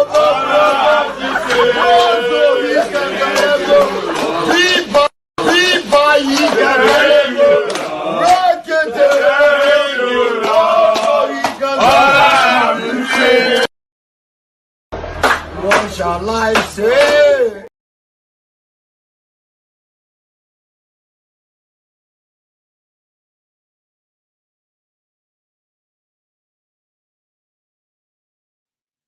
Now, going forward, or should I say going forward? Yeah, going forward. I plan to share with you the Atiku's or Tinubu's response to Atiku's petition. This one is even more ridiculous than the way they responded to that of Obi. They didn't make any coded threat in this one, but it was more or less like copy and paste to what they pasted for Obi as well. And I'm going to find another time to actually share that with you, but I can share with you the document itself, which I have, and you can have too if you want to read through. Okay, I haven't really gone through the entire thing. I just went through their opening as well as their conclusion as well. Okay, let's see here. So they want the court to also dismiss Atiku's petition on Tinubu's identity crisis, perjury, and all of forgery, perjury, rigging, and the rest. Okay, and from what I have, it is same to say, what did I call him again earlier? Wale Olanipekun. Is that what his name is again? Yeah, that's Wale San Wale Olanipekun. Anyway, according to him, right, Atiku didn't present any evidence. That just like Obi, they said Atiku is just looking and fishing for evidence too. In fact, where they mentioned that of his education, what Olanipekun put in there was that they have already received the what do you call it? The details of Tinubu's report from Chicago University, and it shows that he went there, but he's been dishonest. So, and they said they called a witness, which means that it was actually nothing to prove, so to say. Like I said, because of our time, I am going to take you through this some other time, okay? So we are waiting for the Atiku's response. We're waiting for that of Obi's response as well, Anyway, going forward, because I'm thinking of taking course tonight, right? There is this, hang on, let me see if I still have that up. There's this part of me that's just want to send a heartfelt, what should we call that again? Because I have a sort of mixed words to use here. Because it has to do with what children and the people of Orile Agege in Lagos today actually passed through or went through. Let me see if I can bring that up. I'll show you. It's the flooding. And when I saw Agege, I knew, right? This is not something that is uncommon, okay, in Lagos.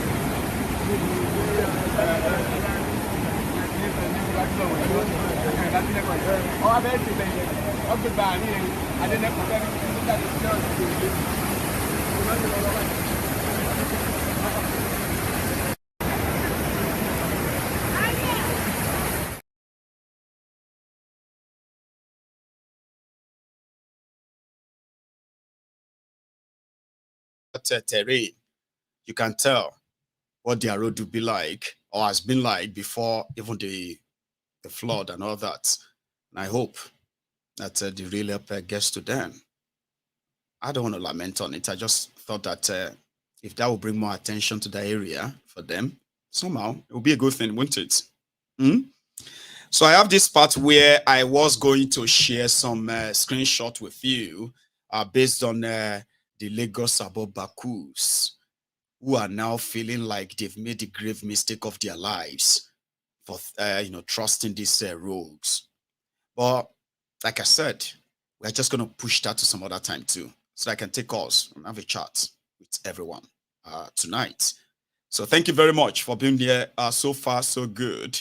And if you are very much comfortable with what you have been part of tonight, and you would like to do that again, subscribe onto my channel, like this broadcast. That's your offering, okay? So I'm going to take a quick break. And when I get back, I'll take calls. And that's going to be your own turn. If you want to add anything to this, it'll be the right time. So don't go anywhere. I will be back.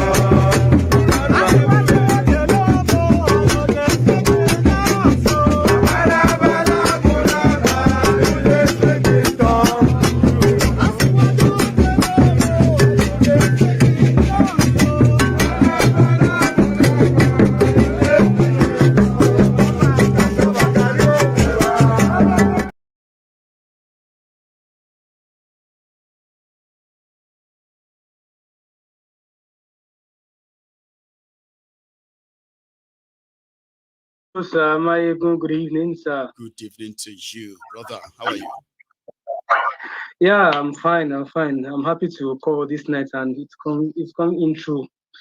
I was having issue Thank you earlier, very much. good enough it came through. Yeah, go on. Exactly. Thank you very much. Actually, your this program, I can't miss it at night because it's just like a therapy for me. Even right now, I'm having an exam, but I need to listen to this program first before I can go back to read my paper. So,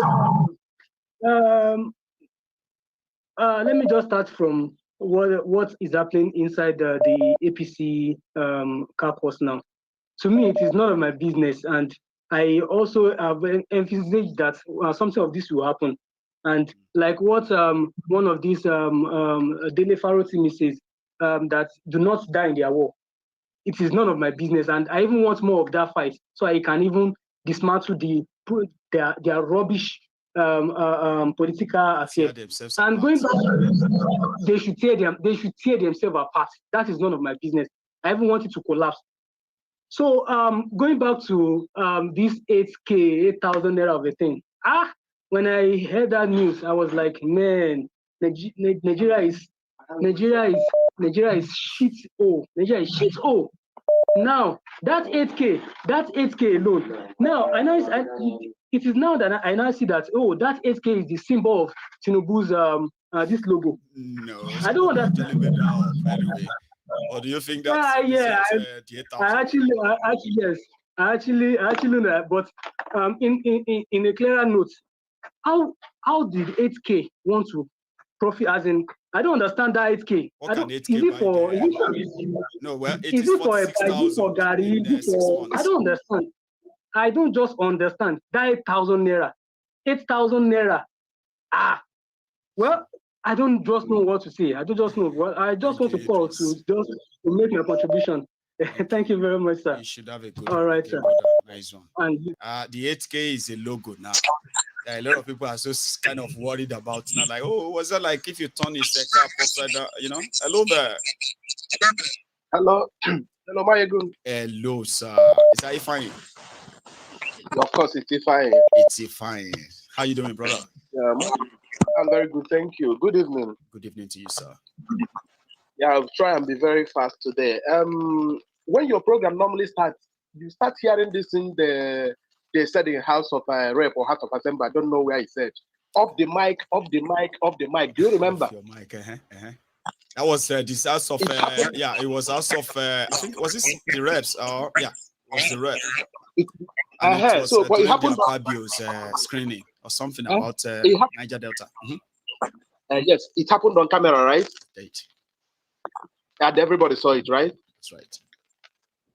Then a woman was the woman that went to say hi to our president came out sharing $1,000 to women that went with her. It happened on camera, lunch. right? For lunch. For only lunch, right? For only lunch. It happened on camera. And then Mayegun, every day, do you know you this program is almost daily, right? It is almost, yes. And every day you have new topics to talk about. You have new things. Tomorrow, this one will be over tomorrow. Yes, tomorrow you have another service. Next tomorrow you have another service. That's right. So I'm not going to really dwell on which one happened today and which one didn't happen today. The point is, at what point will the people say we are tired of this thing? When are we supposed to say we are tired of what is going on? The guns and the bullets you saw in going to Southeast, I normally don't like talking about such topics because I know that whatever terrorism, even Boko Haram and all these things you hear in Nigeria are the cumulative effect of leadership failure. Young men at their productive age, if you are at your productive age and you don't know where your next meal is going to come from, you are going to do anything to eat, including myself. It could be morally wrong, but that is the simple truth. So at what point are we really going to generally come together and say, even though we are now sharing the same country and nobody knows, it's not a homogeneous nation, we didn't plan to live here together. No. And now it's being difficult for us to go our separate way. But at least we can now say, at what point are we going to stop all this nonsense? Do all this rubbish, when are we going to stop it?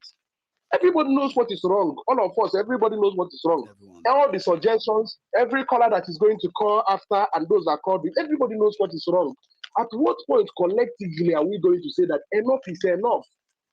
When is all these things going to end? Thank you. Yes, thank you very much. Thank you very much. You've thrown an open question that I believe that there will be a lot of people that will also have theirs too. But there's something that this program achieves, okay, is to keep people so consciously alive, all right, that until when, like, to put the answer straight, right, until when everybody will be like, no, this is not right, and it ends now. So you can't fight what you don't know. We are happy today that a lot of people are more conscious and even more angrier. But maybe the number is not yet the number yet. Maybe it's not yet what can actually take us to that, kick-off time. But with regular, constant, education, information, and you stay angry, one day that anger will be an energy that is going to be channeled positively. But you can't fight if you don't know much. See ignorance everywhere too, Baba. So yeah, let me take another call. I think I got that. Hello there. Hello, sir. My good general. How are you? Sake ló ń pè láti Russia. Sake, ó péjọ mẹ́ta. Ó tọ́jọ́ kan, sir. Ọjọ́ kan pẹ̀lú, sir. First time tí máa pè sórí nọ́mbà ìpadà lílé. I'm glad you made it too. Thank you very much, Baba. Sir, mo pè nítorí Ahmed ọ̀bọ tó wà l'Abuja àbí kí lórúkọ ẹ̀ tó láti Kwara yẹn. Mohammed àbí kí ló porúkọ ẹ̀, Mohammed. That is why I'm calling this night. Anyone who has never fought in Nigeria before will be the one that will be scared. I was a student union president when I was still in school in Nigeria. I could have lost my life due to protest when I was still in Nigeria. I remember then, what happened was that a vehicle crunched an old man coming from the farm in my community, and that man died immediately. As a student union president of that same community, we blocked the federal road, and we told them that nobody will pass through this place because that place is a place whereby there's a big market. And we blocked that road more than 12 hours. So the extent that they have to call the governor of Ondo State, then Olusegun Mimiko, that we need a road breaker, that is this bump, so that it will stop massive speed for vehicle in that market square. That's a precaution. And it will caution the vehicles that are coming. Unfortunately, the governor responded that he is not in Ondo State, that is in Abuja, that he can't come. They send soldiers to come and shoot people. But unfortunately, when those soldiers came to that square, we told them that until this thing is done, we are not going to leave the road. Even the king of that community, Professor Oluyede, came to that particular place. And with the student, we told him, sir, go back to your palace. If you can't call the governor to come and do something to these unnecessary killings in our land. And we fought it to stand still that day. I don't know when Nigeria will stop this scared of a thing. We are scared. We don't want this. I'm happy today that we, the people, are standing firm with Obi, because if revolution did not happen, like we have always said, I don't think there is going to be any solution in Nigeria. And we know their mantra. Their mantra is to scare the people.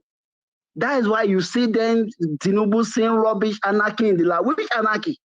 Anarchy will be in Bodili, where is this village? In Lagos. That is where anarchy will start from. That is where anarchy will start from.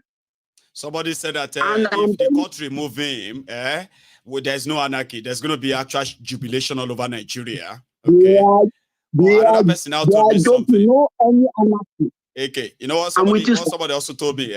Somebody also told me that you see this story. I mean, this what do you call escalating of this anarchy statement and all of that could be another gimmick between him and the court to make everybody look like he's scared of the court. Sure, you get. So that when the judgment comes, okay, it will just be like those of you who are not scared of the court will be the one complaining then. Somehow, like a diversionary tactic, whatever. Mayegun. We know that even you have been saying that we don't expect anything. But at this point, it has shown all that be a Google Janoti and Olofun. Koto Dipe. Lawyer woman statement. They don't defend anything now. How do you want to defend these criminals? They don't defend anything.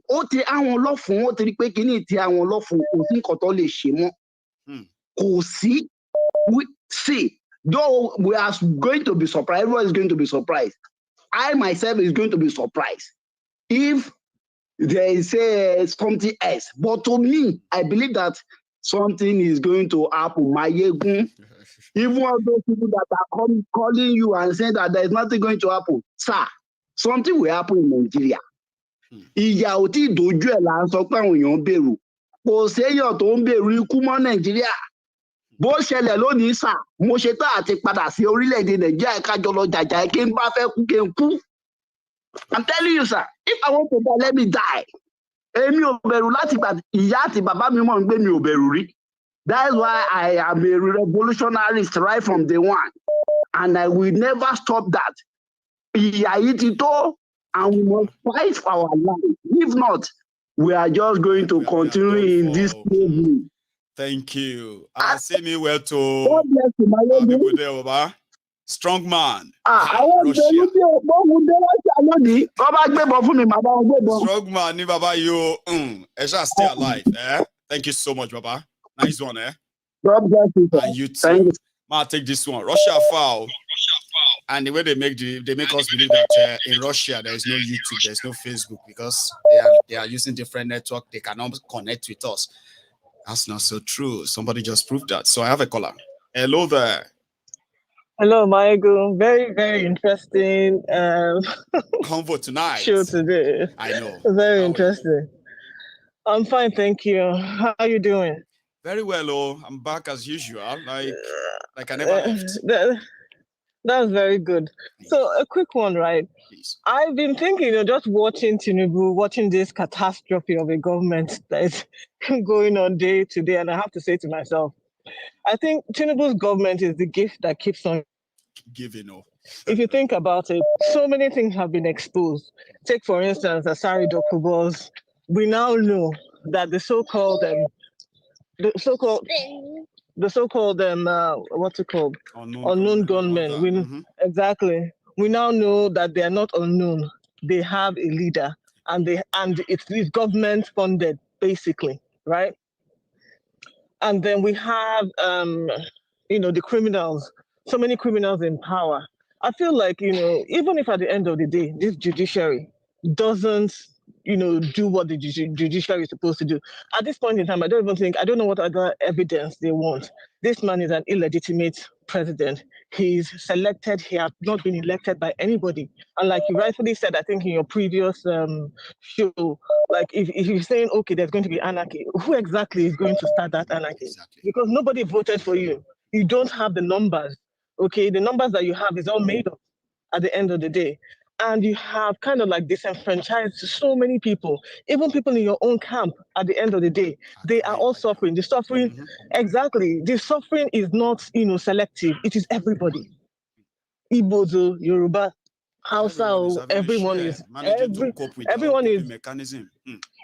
exactly, everyone is, drinking this cup of water. We're not being spared, even home and abroad. At the end of the day, right? So I feel like this is a government that keeps on giving, and that it will continue this way, and what they think will not happen will eventually happen, right? Right now, I'm just thinking, okay, this judiciary, people are just fapping about.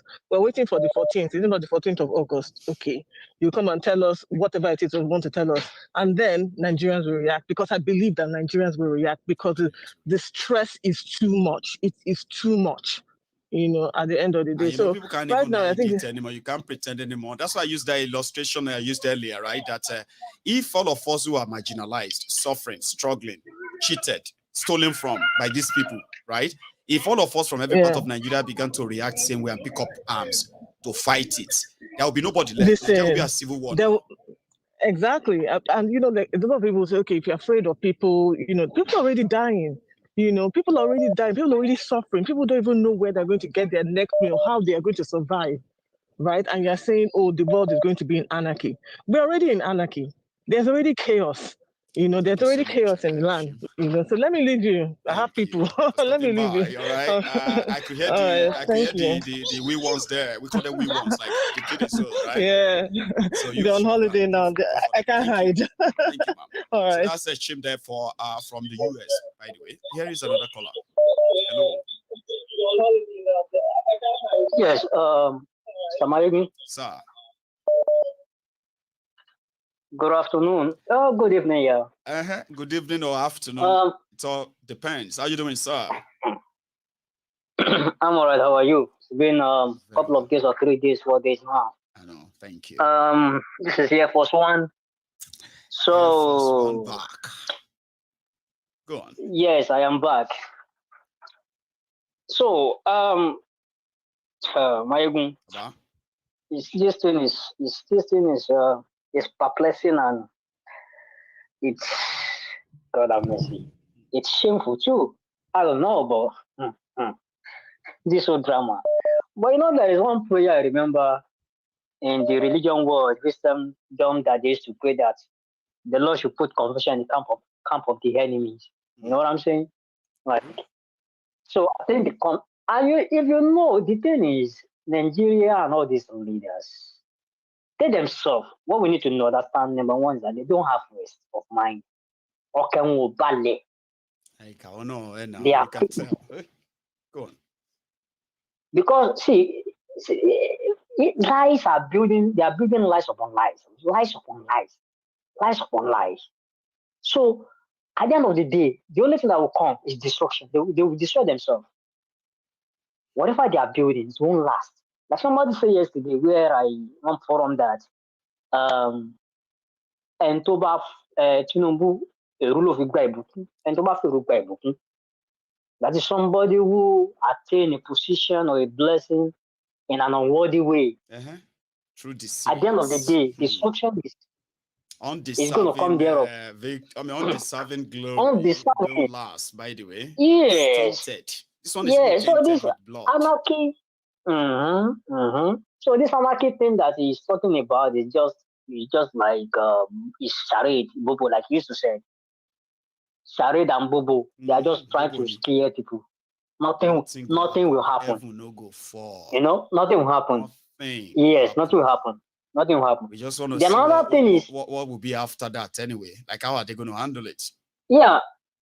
Like 2 days ago that we talked about legitimacy and everything. What people need to understand is that when you are talking about obedience, how they work so hard, how, and you also say something that day that so astonishing that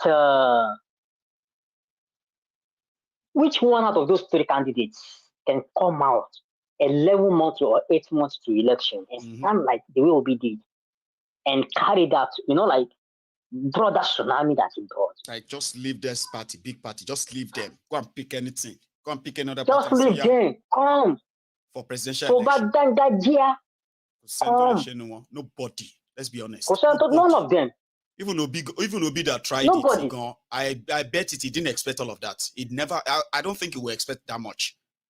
Even Obi himself. Nobody. He shocked everybody. Nobody. Tinubu and Atiku, so they won't Nobody. put them inside the same category with them because everybody is the same. That's unfair. That's actually not true. It's absolute lie, right?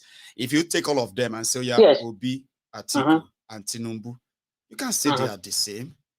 In fact, if to they are not the same. Fear, you go be two of them, like say they not be politicians. No, they're not the same. They're the Gen Z. What they need to know that Gen Z. It's about these people who are tired, who are angry, who are raging. And they have been showing it all this while. But they are calling their bluff. Yes. They said they should go and vote. Go and join politics if you are not happy with the way we are ruling Nigeria. Go and join Kiniko. They did. And they did. And you read them. And you want them to go away. That's where they work. Air Force One. No, they're not going to go away.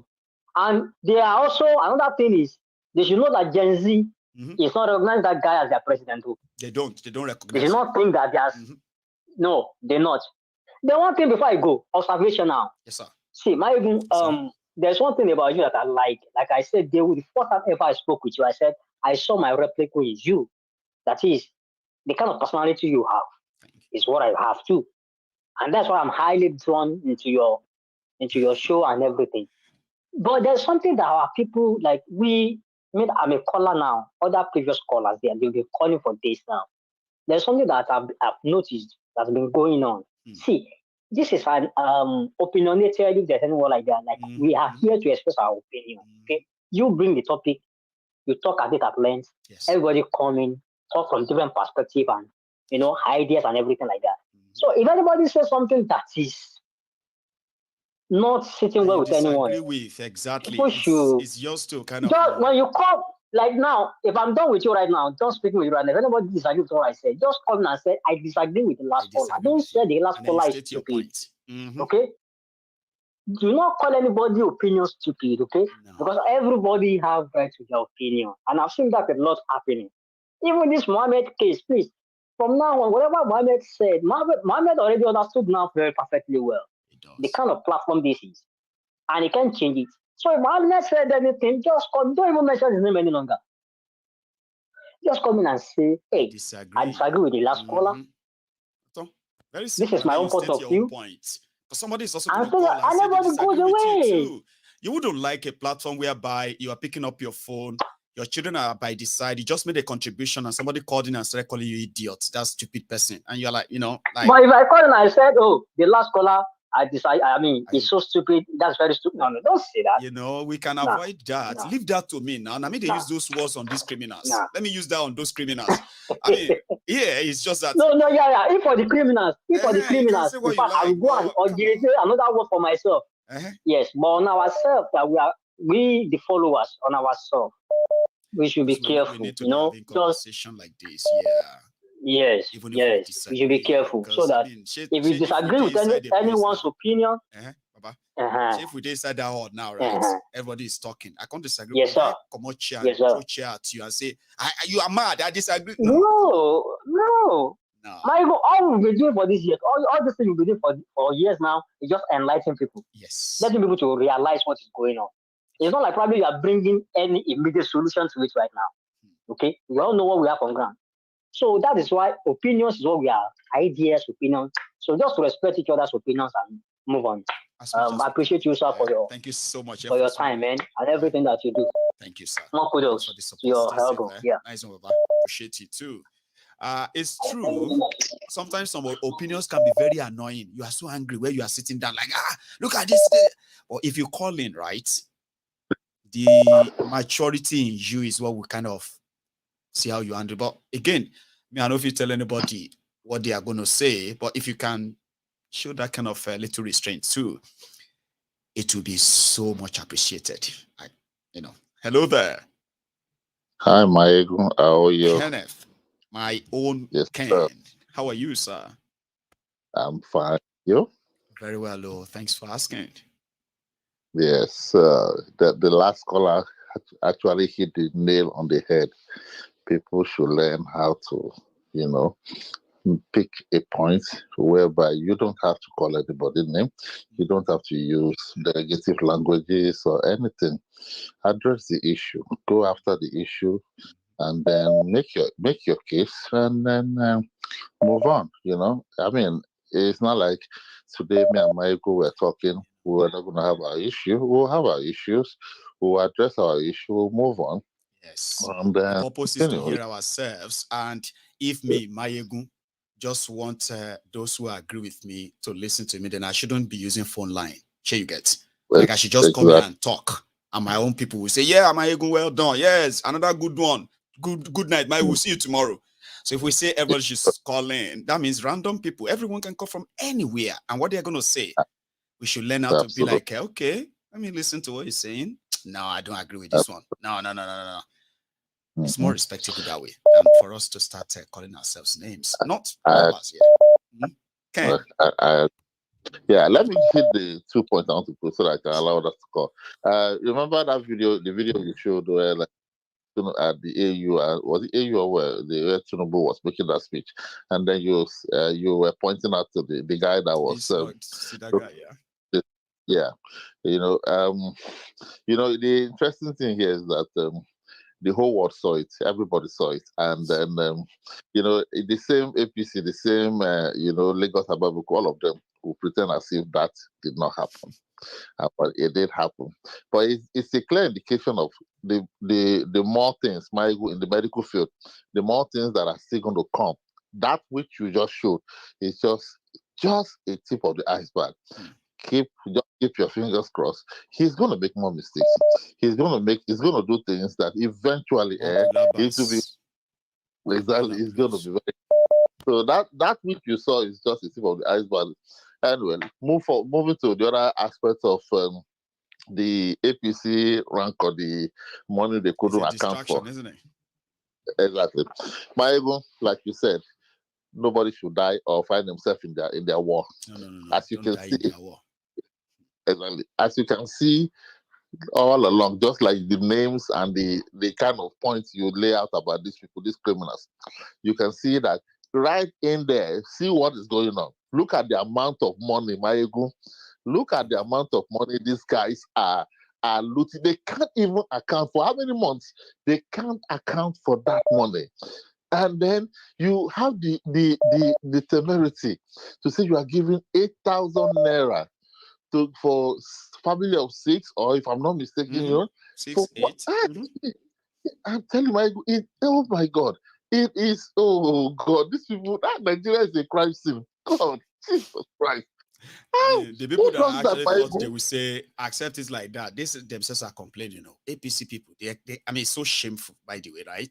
That with what Nigeria has become. Now, the rumor is that they are going to make minimum wage 250,000 naira. Yay! Papa, that one sound good, though, but it will remain a rumor. Sure, you get people will not pay 30,000 naira salary for years. They won't pay 250,000 naira monthly. So they are telling them that don't worry, the 8,000 naira is just for now. We are working on minimum wage of 250,000 naira or more. Shege go see people see Shege for road like this, They will say, Kuku Kimi. You know that's where you go see Shege face to face and say, see, I'm done. Kuku Kimi. They will see it. Watch out. Look at you recall that the National Assembly, they were saying that they want to increase their salary, their pay to 114%, correct? They already did. Okay, the question, and I want my crew, my people here in the people of the temple to discuss if they have the time. Let them discuss it. How are they paying for that money? From where is that money going to? How is the Nigerian government? Billion now, Ken. There's 500 billion.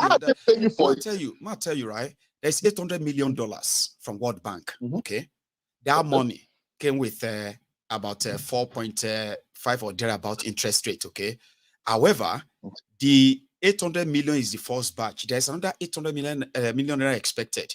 So Tinubu is already taking 500 billion for this month or next month.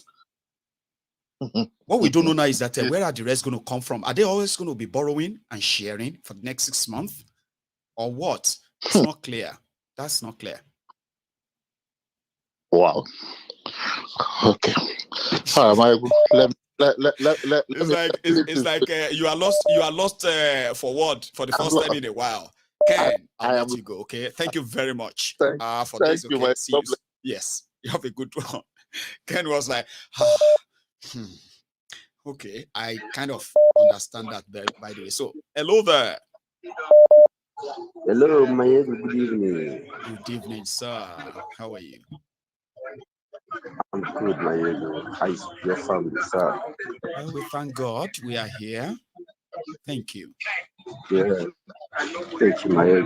Thank you. I listened to your sermon this evening. I'm still praying for you for strength. Still praying for you for long life. Still praying for you that God should keep you to give us more educating us in this our country. But without you now, we won't have got so much information that we've got. I like. I don't know if without you, I don't know how we can get all this information. I'm in Nigeria. We didn't catch that, but most of this information, the news we listen to AIT channels, they give us what they filter, what they feel like give to Nigerians. What do we get it wrong? We get the fact. Yes, and sometimes we that are inside Nigeria, we that are inside, most of us inside there now. When you go, when sometimes I tell them, this is where do you get that information from? Where do you get that information from? This is what is happening. Like this morning, we are discussing about the tribunal case, and somebody just said, you should just forget about this thing and just go and rest. We have to do 7 we can contest, and we are going to remove you as still the same this thing. He said, even in fact, one of the things I said, 2019, you know what? Buhari will soon finish and give chance for another person. It's not 4 years. If you are saying it's better we finish it, we get to the God. I know me for sure. I don't have anything. I'm not thinking of anything good to come out of that God. For them, let them finish the court. You'll be one of those happiest if they should actually follow their own. If they do follow it. A lot of people actually want them to, but unfortunately, they don't have the track record of doing that. Exactly. So I said, if you say it's 2027, the same 2027 will see come, you'll see cry over it and say this. Let them finish it. They are telling people that people will cry. The obedient will cry for 8 years. See, now everybody can't cry now. Now obedient can't they offer tissue paper. Don't cry. Go favor me and my family. This hardship go favor me and my family. Don't cry. I mean, isn't that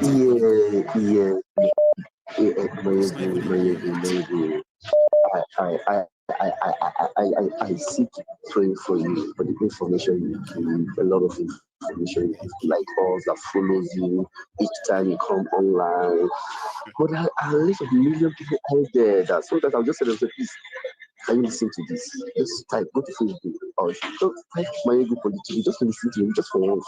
Not too much, just tell your touch. I know sometimes your data, but take your 30 minutes time just to listen to him. If it's not necessary, you can just go. A lot of them are into what is information about our media in Nigeria. Information is power. Oh, thank you. If you want people to have power, give them the right information and watch what they will do with it. Of course, we'll get there. Exactly. So sometimes we don't listen when I hear the. So, do you know what happened? Even in capital, right. Thank you very much. Thank you. Let me just move on to your scriptures. Thank you so much. I keep praying for you. Amen to all of that. Stay safe. Right? Thank you. So now take another one. There's a brother calling from Nigeria. He chose not to tell us where in Nigeria, but you can tell. I love you. And every one of you is also kind of watching from Nigeria. Sorry, my caller, right? Let me tell you this again. When I look at the demography of people or from where people watches Mayegun most, the Mayegun supporters from the US, they are the highest. I've got the largest followers from the United States watching from there. The second biggest demography where people actually really, really watch Mayegun a lot is Nigeria. Even UK, where I live, we actually came third. Do you want me to surprise you who came first? Or those of you who came first? Germans. The next place where I have a lot of people is Germany. And the next after that is Canada. I have all the demography. You know, their system can tell you where people are watching you from and all that stuff, right? So when people say that because of the long video Mayegun make, because your videos are always too long, people in Nigeria cannot watch them, I just laugh. You know, I just let you say what you want to say if it makes you feel better. Okay? So every month I still get more than 500,000 viewers from Nigeria alone of all my videos every month. Here you get. And you can think of what I get from other places too. It's not a mean small number.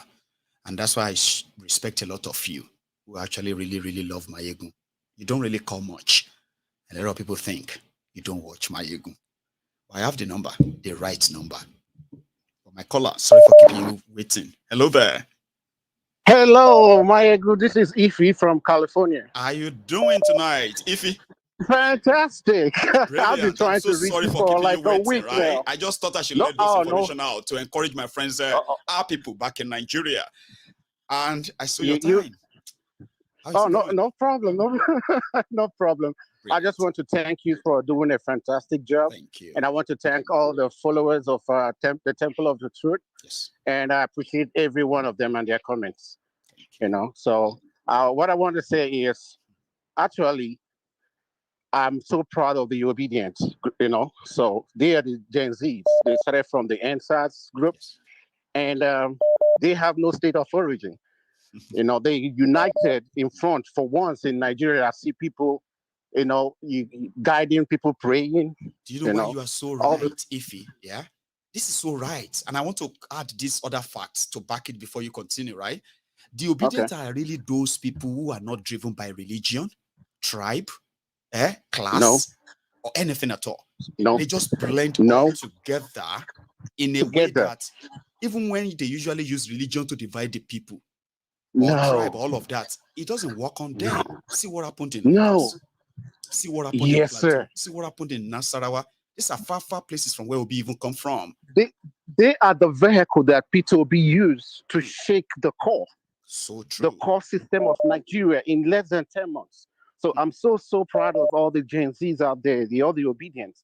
And one thing they like Buhari said that they are lazy youths. You know, for the first time, Nigerian youths, over 133 million people are impoverished in that country. For the first time, they decided, you know what? We're not going to be tagged lazy youths again. I remember during the election, they were bringing their generators. They were. They turned on their generators. So you have the INEC workers. Yes. They were taking pictures. They did everything. They were doing barbecue. They recorded everything, phone, all that, only for this same system to turn off the server. Mm-hmm. Stop uploading all the efforts that these Gen Zs, all this obedience, all the stuff all the hard work that they put, they were beaten to pulp. Some of them lost their lives. Yes. So and they're not relenting. They're still here in the court fighting. They want that new Nigeria. Have you seen when they are reporting the manuscript of the conversation in court? I have never seen brilliant people as this. Trust me. And I give an applause to Hondeyin too. The reporter. He's doing an excellent job as well. You know, people like Faratimi, you know, I mean, even what's his name? Fox, the musician. I mean, they all united. They're fighting the status quo for the first time. You know, something that my own generation we were not capable of doing. But I see the spirit of that oneness in Nigeria in them. They can call them all they want. They can use, they try to use a tribal sentiment. It did not work on them. They try to use religion. It's still not working. You know, so they're going back on their status quo, trying to see what they're going to figure out. You know, now what is the trending now is state of origin. For me, as an American, I can tell you, as a Nigerian American, I can tell you, we don't do state of origin. It's just like biology. Origin is where you originate from. Yes. So anything that is like if you were born in Lagos, that's your origin. That's where you originated that thing from. You know, if you make a car in Frankfurt, Germany, that's the origin of that car. Frankfurt, Germany. You're not gonna say, okay, where is the biology of the place where, you know, this kind of long story don't work. You see somebody that was born in Lagos, raised in Lagos, grew up in Lagos, married in Lagos, Are you gonna tell him what state of origin again does he go need back to Anambra? And you say that so flippantly, like it's nothing. Like all of those can just be trashed as nothing. No, it doesn't work that way. Life doesn't work. Biologically speaking, where was that? Where was that child made? In Lagos. His fetus was conceived in Lagos. He was made in Lagos. You're not gonna tell him, oh, because your great-great-grandparents came from Ibadan or Ogun State, that he is no longer Lagosian. No, he's made in Lagos. So that's one thing I want to pinpoint too. And again, the people bringing in weapons, you know, to the east. Come on, our borders are so porous. Even the police, whatever, is saying that they want to go and start, you know, eliminating people and stuff like that. Do you even believe that? Commissioner of Police saying that he's there to eliminate and take out any human beings. Really? And now they're importing ammunitions down there. And you heard what the what's his name said, that the VP said that they shouldn't use the military on the Boko Haram. Yes. Or they can. That's not the solution. Yeah, they can weaponize, what do you call it? The eastern part of Nigeria. They should send all the ammunition. Yeah, but they shouldn't use the military on the Boko Haram. Look at what's happening in Plateau and Benue. Yes. Over 200 died. Over 200 people lost their lives in a couple of months ago. It's a killing spree. But they shouldn't use the military on those people. That's our VP. Because those people who are killing people were just aggrieved. They feel excluded from the system. So that's why they started killing people. So we don't need military. We just talk to them and say, sorry, come and join us. Talk to You're them. no longer excluded anymore. Really? And the final thing I want to say is, look at, I don't know, Mayegu, like you now, you cannot just go to the bank and just, like you were saying yesterday, you go borrow money and you share. Who does this money? Do you know that we're going to pay 25? That loan, it has 25% this thing on it for 30 years. Yes. So we're going to still pay that money for 30 years. With interest. And you taking them, interest for 30 years. So means our grandchildren and stuff gonna still pay that money. They will pay. So now you telling us that you want to take what happened to industries? That money, that 30 billion that they're giving to all those people away. Why not build industries? That 8,000, what is 8,000? They should use that $8,000 and shove it off their ass. Why not build industries, factories, and employ all these over how many youths that are unemployed? 433 million out of 200 people are impoverished. And you're giving 8,000? It's a joke. It's a freaking joke. Why can't you build industries? Look at, if you go to Benue, you see, when they want to bring in tomatoes, the ones that they perish, they throw them on the roadside. Exactly. Why can't you build factories there and make ketchup? Waste. Exactly. Yeah, and make ketchups and stuff and all this good stuff, and employ the youths. They will earn more than 8,000 naira. They would. If they get fully employed. They will also pay tax. They also pay tax. Yes, which is more money for government too. Who are these people? Who are these people? Who are these people? Some believe. Who are these people? All right, my good man. I just want to end up there. I love you and I another one from you tonight. Much. Yes, sir. Thank you so much. Okay. I appreciate you. Have a wonderful day. And you too. Bless you, man. Send my bless you. Oh yes, I will send it. I have another call on the line here. Hello there. All hail Biafra, all hail Oduduwa. All hail Biafra, all hail Oduduwa. My dear, very good brother. It's been a while. Yes. I just took a break. That my had to just, relax my head. Constantly losing my patience and blowing hot every time. What's happening in that. Don't we all need that? To blow off steam. Some time just to be able to kind of put it. I get that, and it's good to have you back. Yeah. How has it been? Yes. Great show again. I understand where all the callers are calling in and expressing themselves. Those that still wishing for one Nigeria or better Nigeria, please. I mean no disrespect to you. There's nothing you can do to fix that place. The place needs to be broken down. The obedience are doing well. I like their spirit, but is to no avail because these people will never relent or let go of that power. They already have it made and planned the way they want it. So what we, the people, need to do is now think about what we're going to do to break that place up and move forward because it's built on a bad foundation and it cannot stand. No matter what, how much they try to do, we just can't fix it. You know, I'm being realistic. We can pray to that kingdom come. There's nothing you can do to fix that place. You know, we have people that's coming in. I mean, I have people that want to they want to travel. Nobody wants to go to Nigeria. Everybody's detouring, going around Nigeria, going to Ghana, they're going to Senegal, they're going to East Africa. Nobody wants to go to Nigeria because they know the place is not safe. It's corrupt to the core.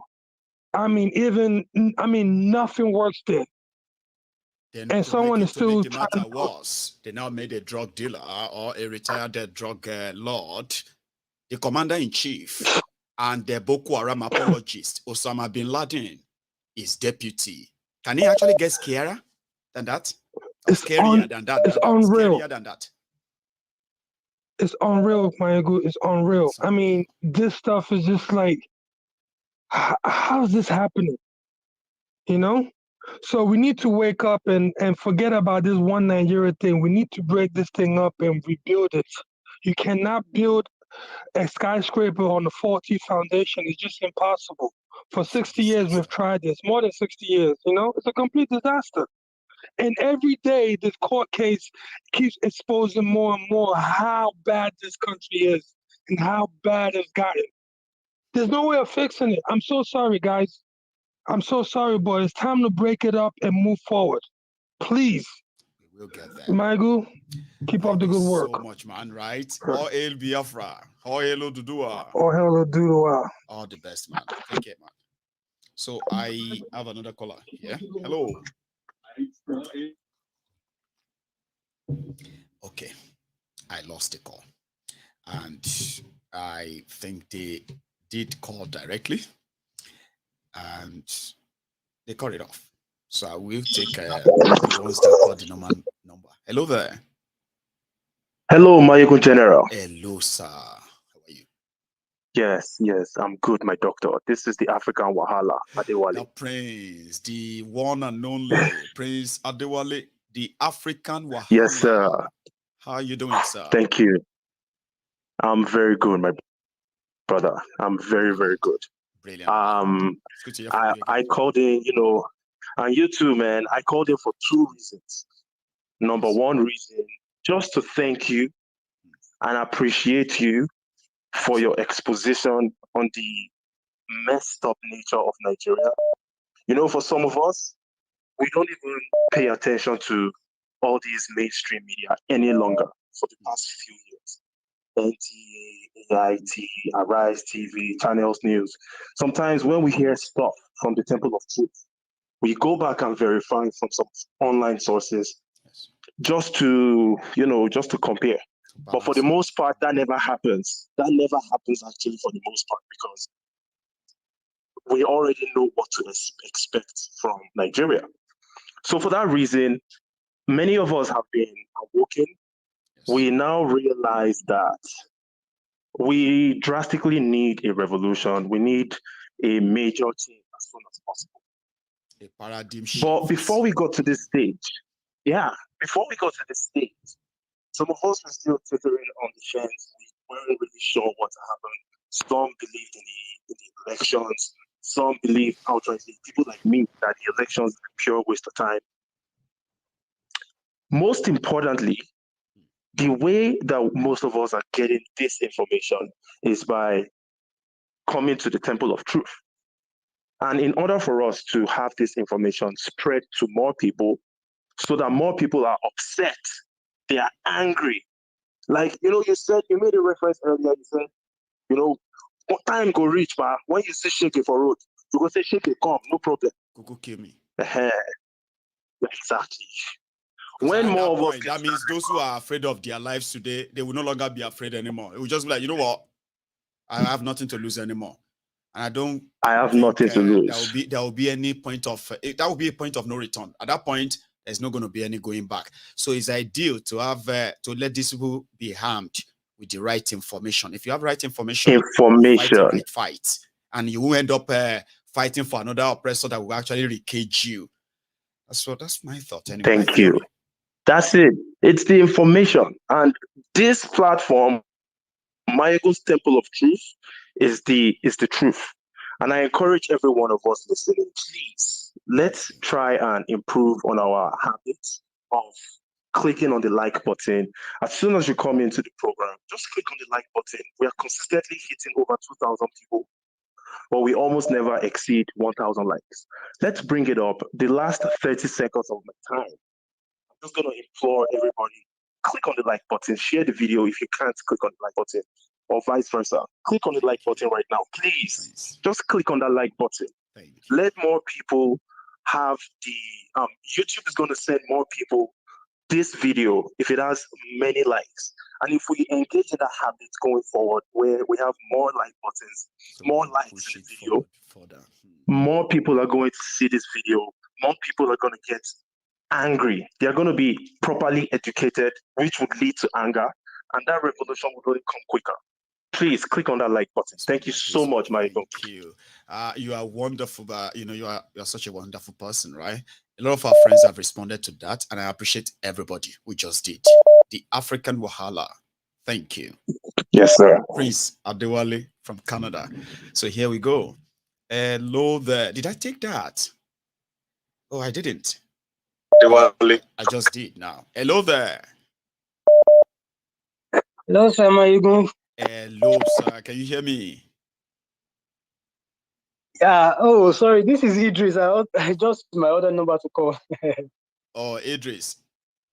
Do you intend to call back? There's something that. Why do you use your other number? Yes.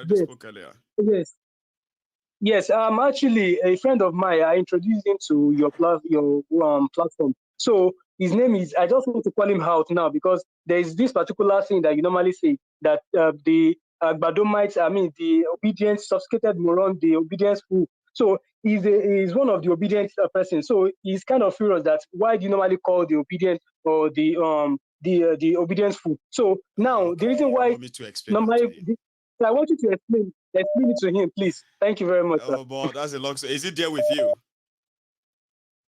No. He's not here with me, but he's listening. Okay. Yeah, he's watching. Let me do that explanation. That would take me like about 5 minutes. All right. So,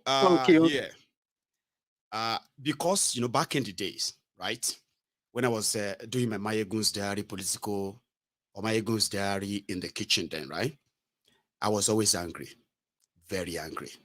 And I never hid that, okay? Those who know Mayegun very well from the early stages.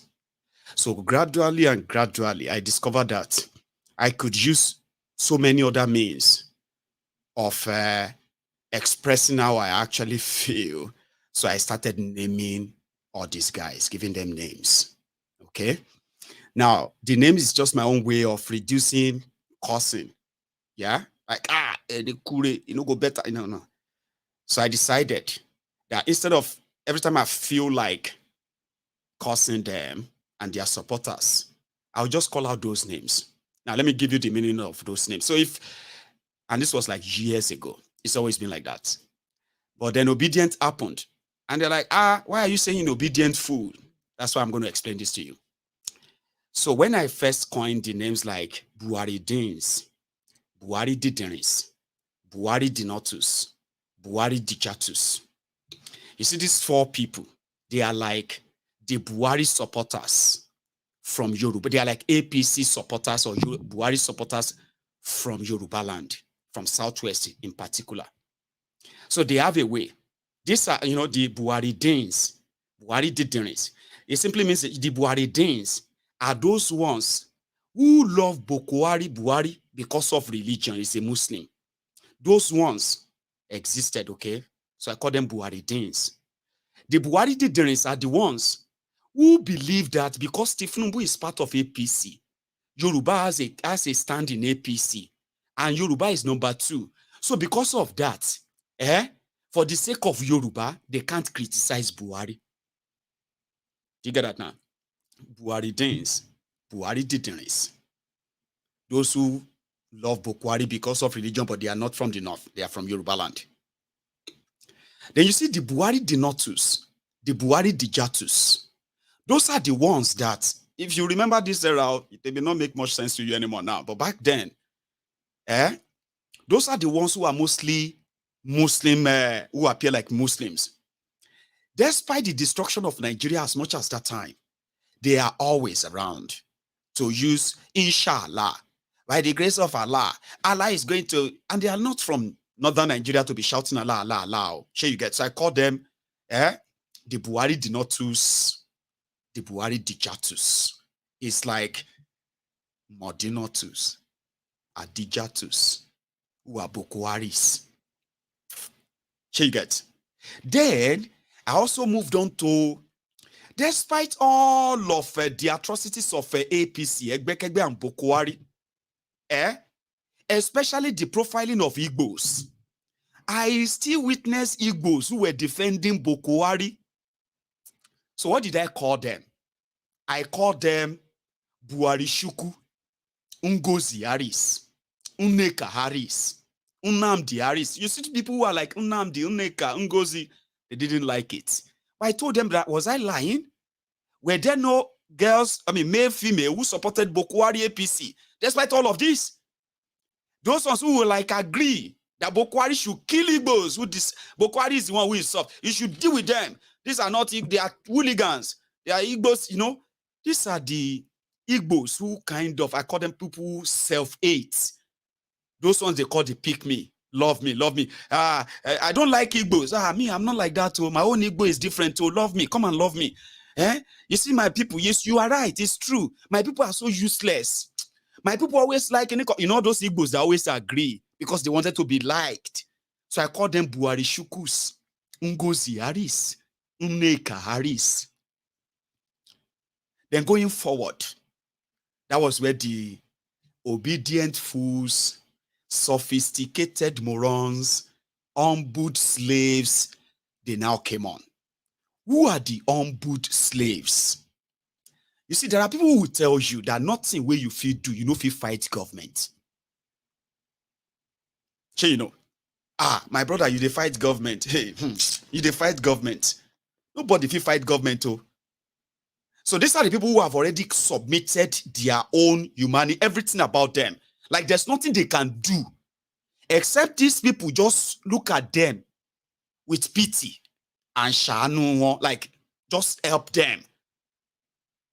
There is nothing they can do. The humbled slaves. And those ones will tell you, nothing you can do. You're just wasting your time. Instead of you to find a way and join them, make yourself join and shop. You dey duel, you dey fight for people. My brother, there's nothing, nobody can fight government. Anybody cannot, you know, all those people, humbled slaves. Sophisticated morons are the ones who kind of pretend to be educated. They are the ones who are explaining when Boko Haram cannot explain whatever his policies are. Boko Haram cannot tell you how he's going to implement anything. But they were always sophisticated morons, suffering and smiling morons that will always be willing and ready to explain Boko Haram's policy to you. So I call them sophisticated morons because if you are educated, you will not be doing yourself that way. The obedient fools. They are those that whatever you want them to do, just say it. They will do it. You look at this. This person is. Sorry. Let me give you an example. For example, they say before Peter Obi declared that he wanted to be president, he was a good guy. Okay, but when he declared that he wanted to be president, he became a bad person. Those who once called him good person, suddenly they are now looking for explanations on how to explain how bad and this, we dodge a bullet. These are the obedient fools. People who always kind of do whatever you ask them to do. But obedience never came that time. So I've been trying to kind of explain that to you that it wasn't about you because there are many. We also have the Mumu Madus, the Bele lecturers, the Mumu lecturers. These are the Abrodian Buhari idiots. The Mumu lecturers are the ones who left Nigeria. They live abroad. But they will be telling those in Nigeria that Rome is not built in a day. They should wait. And they will tell you that, all those bad whatever they have in Nigeria is what Nigerians deserve. And if you are trying to engage them, you'll be wondering and say, sorry, did you say how long have you been here? So I've been here for 35 years. I've been in America for 35 years. And you are reasoning like this. The Mumu Madus, part of the Boko Haram slickers. The Bele lecturers are the ones who seems to be smart. They know that Nigeria cannot be helped. Now you can't save Nigeria. So instead of them trying to tell others that, you know what, let's change track. Oh, you can't save Nigeria this way. Oh, they joined in the looting. They are abroad, though. They don't have any intention of living in Nigeria or doing anything with Nigeria or nothing. But you would think they love Nigeria so much from abroad. But what they are actually working towards is that if anybody called them for any government in Nigeria, they will leave that abroad, that you think they are living better. They will go and take political appointments and join them because it's their belly, the belly lecturers. I know like that, Sha. I told you, it will take a long time to explain it to you. So the obedient fools are the Buhari supporters before the emergence of you, the obedient. We know your stories. Sure, you know, I have no name or any other kind of names for you because I know the genesis of the obedient and everything that transpired. Even when they try to want to change the narrative, I won't. Okay? So when you're obedient fools next time, I wasn't referring to you. I've had people say, why will you call us a fool? I said, I'm sorry, you're not fool then. Hello there. Hello, my good general. Hello, sir. A lot of you even know the names. So somebody not mention Lagos, Abobaku, Oshogbo, Alimajiri, the ass lickers, the crumb eaters, the crumb chasers, the all risers. Name Yakpa. Exactly. How you doing, Baba? I'm fine. I hope you know who is speaking. Okay. I'm about to be tested again. My brain is fried right now. You will need to help me. You know you have so many disciples. I do, but sometimes some of you just kind of change the voice. I don't know. Hey, come on. Okay. This is innocent of me, as usual. Okay. Now you just made it easier for me there. Innocent, yeah? Exactly. Yes, my brain seems I didn't find I understand. Nobody will express what is happening in Nigeria and ever remain the same. It's either you question logic or you think if you've gone insane. You know, it's absolutely ridiculous. Absolutely. You know, this is your program every evening. It's like a therapy to so many of us. I recall one caller said, even to me myself, I can't even miss this program. It's like a very infectious. Like you can't do without it. When you remember that around 8 o'clock, Mayekun is coming on, you will be like, whatever I'm doing, I'll try to make time to I know it's worth it because even if I have, if like I said, even myself, right? When I'm not on like that, when I feel so tired, like you know what, I can't give my best if I turn that camera on. No, I'm just gonna lie there. Guess what, right? I would know that something is not right. I'm not like there's something I'm not doing. So I can tell when people say, "Oh, I was searching for you yesterday." I was like, I know, I was searching for myself too. Do you know a day without this program is just like a week because like I keep on looking for notifications. Yeah, we are trying to cope with those absence, right? But when you make it too obvious, and everybody will be like, Mayegu, you just have to, innocent. But I understand you're a human being, of course. Sometimes you need a break and to take care of family, of course. Thank you. So Mayegu, straight to the issue of the day. Nigeria is like go on. Episode of ending season movie. A gift that never stops to give. So I want to talk about two things. First was the threat. We are calling it the indirect threat from call. Coded. Threat. That there will be a state of anarchy in Nigeria if eventually, because when I didn't make the research on my own. I paid attention when you were reading out the final remark of Olani Bekum, and it was like, then these guys never proved their case and all this. Okay, where is this fear coming from? This 25%. I thought it was never important. I thought it was never important because they said 25% doesn't matter. Now it's actually the key thing.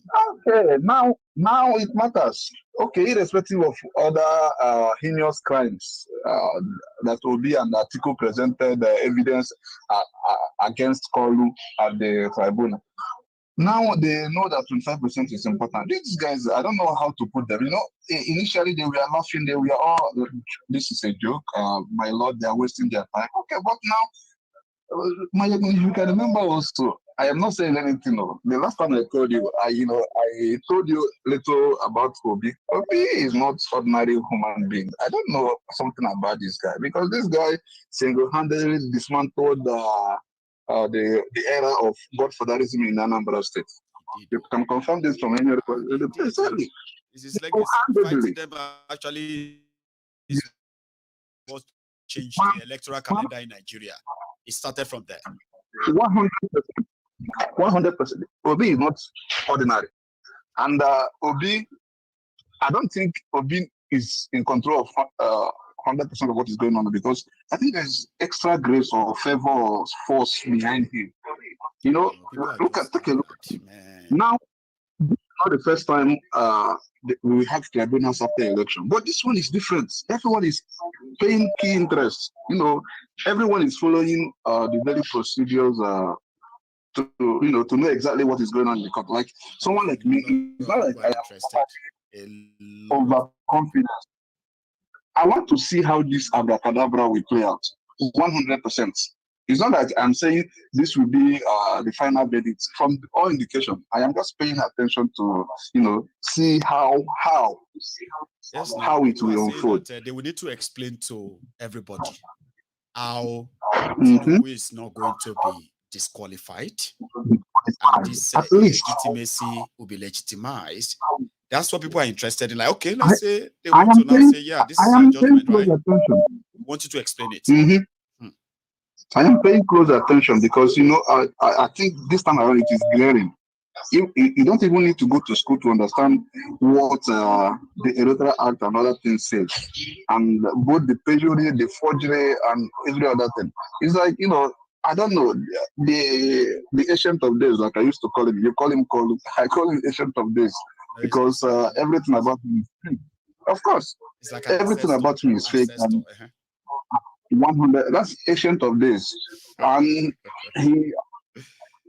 nothing about him is real. We don't even know who his schoolmates, his brothers or sisters are. He's a mystery. He's a mystery. And whoever, like the Lagos Abuba Cruz or whoever that supported this man, I think if they have any little conscience left in them, they will be wondering, like, what have we done? This man have nothing upstairs because during the campaign, he never granted any interview. No, if you I'm supporting him. Okay, what did he say? What was the promise he made during his campaign? Absolutely nothing. Absolutely nothing. When they were having their debates, instead he went to London to Chatham House to go there to apportion questions to Rufai, who is having challenges of insecurity, to answer insecurity. It's like you can never make this up. You can never make this up. This is just like we used to call it a state capture. It is. I don't believe in Nigeria 100%, but I used to travel. I go back, like I told you, this time that I travel to Nigeria frequently because, like if your people are back in Nigeria, it's like you are there also. So I believe in, like, if you ask me, I would say confederation, a situation by which each region is strong. independent on their own, and there will be room for healthy competition. That's what I believe. Mm-hmm. There will be healthy competition because no region will like to fall behind. Like, okay, you know, if the worst case scenario is that they don't want to break Nigeria up. Okay, let's start from something, Abi, before the final. Abi, try something different from this one that you have now. This one that we have right now is destroying our people, destroying us. And they want to keep it. This one is not working. It's not. And it is obvious. Okay, if you so much love the name Nigeria, which was given to you people by the Shaw in 1897, keep it so we can, you know, be Nigeria under confederation, where each region is independent on their own, and we can let's see how it will pan out. That is my own opinion. But you know, this thank you. Yes, I want to go and take just one more, and I can call it a night. See, next time, I want you to keep this same voice. Don't change it, because it's like when you first call it, you always kind of use this voice that can me, you know, throw me off. Then you go back to your main voice that I always master. But I'll do my best. What I'm going to do is that there's another trick. I won't tell you that. Thank you so much. But there is another trick.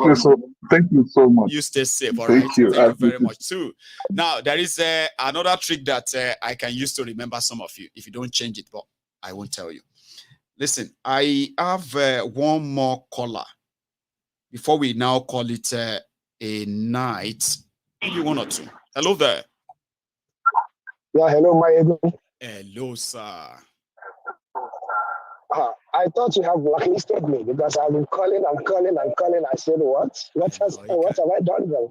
No, you didn't do anything wrong. You know why it is, yes, sir. It's like a job already, you know. So yeah, I know. I know how hectic it can be. Thank you. I know how hectic it can be.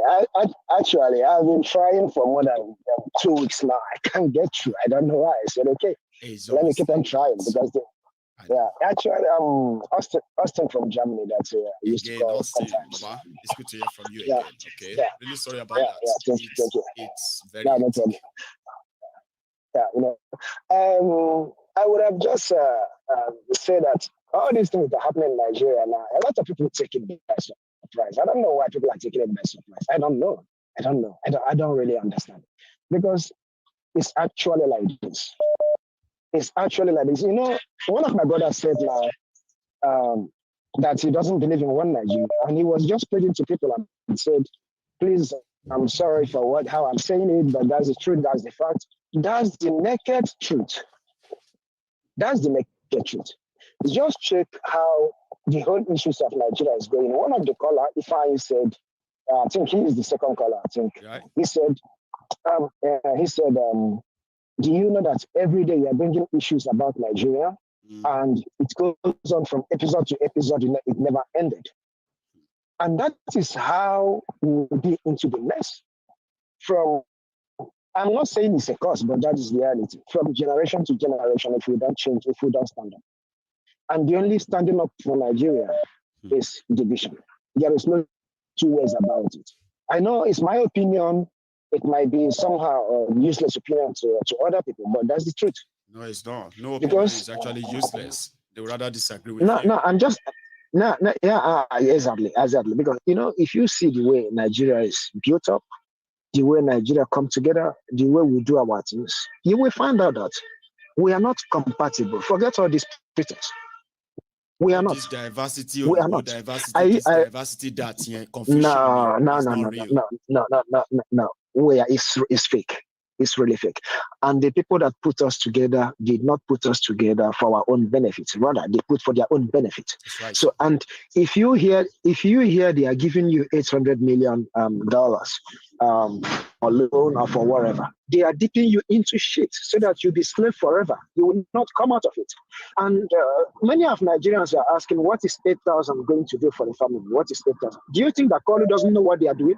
They know what they are doing. They know. Because the more they give you 8,000, the more you be more vulnerable to them. The more they can manipulate you, the more you can... Imagine increasing your own salary for 114% and giving 12 million households 8,000 for a month. Where do you think it will take someone to? So that's the area, that's the one point I'm making. And another second point is about it. I just want to divert a little bit because I digress a little bit because of the past things that have gone back. Programs People are talking to about speak on, but never had the chance. Exactly. Please use it now, sir. Exactly. People are talking about Simon Eber here and there. I am not his follower. I am not a fan of him, even though I'm not against him. But I can categorically tell you today, if there is no Simon Eber, nobody will talk about Nnamdi Kanu again. Nnamdi Kanu will be only heard from the program, from the few lovers of him, and that's all. The person that is talking about making it Southeast now, for the Southeast leaders to talk about Nnamdi Kanu, is Simon Eber. Forget all these boo-boo, they come all around and say Simon Eber here and there, Simon Eber there. Okay, now. The Southeast leaders, they went to Abuja to meet Koli. Do you think they presented to you what they get there for? They went to ask for military to come up. That's what they went for. And now, how many days did they went to Abuja? To ask the military to come up, like they did the last time. Exactly. How many days did they went to Abuja? What is happening now in Southeast? How many days did they went to Abuja? Not less than 1 week. The military is already coming there, bringing their ammunition to come and keep people already. And they are afraid that all these things will keep on happening and it will get to their own turn. The Southeast leaders, let me make it categorically to you, they don't want Nnamdi Kanu to be released. They don't want it. Forget all these things. Forget all these things. None of them. When it's free, they just... None of them. They only do it, Soludo will do it when he thinks that it's no more relevant in Anambra State. He will just come up here and say, release Nnamdi Kanu. Then people will say he's with us. He has never been. He has never been. None of them. And the Southeast, they are telling you, Southeast is in hot soup, Southeast is in this. I travel frequently in Nigeria every year. Frequently in Nigeria every year. All these things they are telling you is nonsense. I mean, it's like what people say is that there's nothing going on in the southeastern part of Nigeria when it comes to insecurity that is different from what is happening in other places in Nigeria too. Apart from terrorism that is in the north, but they want to make it look like the Boko Haram headquarters is in the eastern Nigeria. Like they need to move. No. It's not. It's nonsense. It is coordinated. I was in that campaign. Is coordinated campaign to make people believe that Eastern Nigeria is boiling right now. It's clinical. Now they are moving the military in. I agree with you. 2 days ago, I read in Facebook, someone said, and a military ex-naval officer came to him in Akwa Ibom. He has to give him his one of his apartment because he said his house that he built for almost 80 million naira in Southeast, he couldn't now live there because of insecurity. Can you imagine? Do you see how people spread fake news?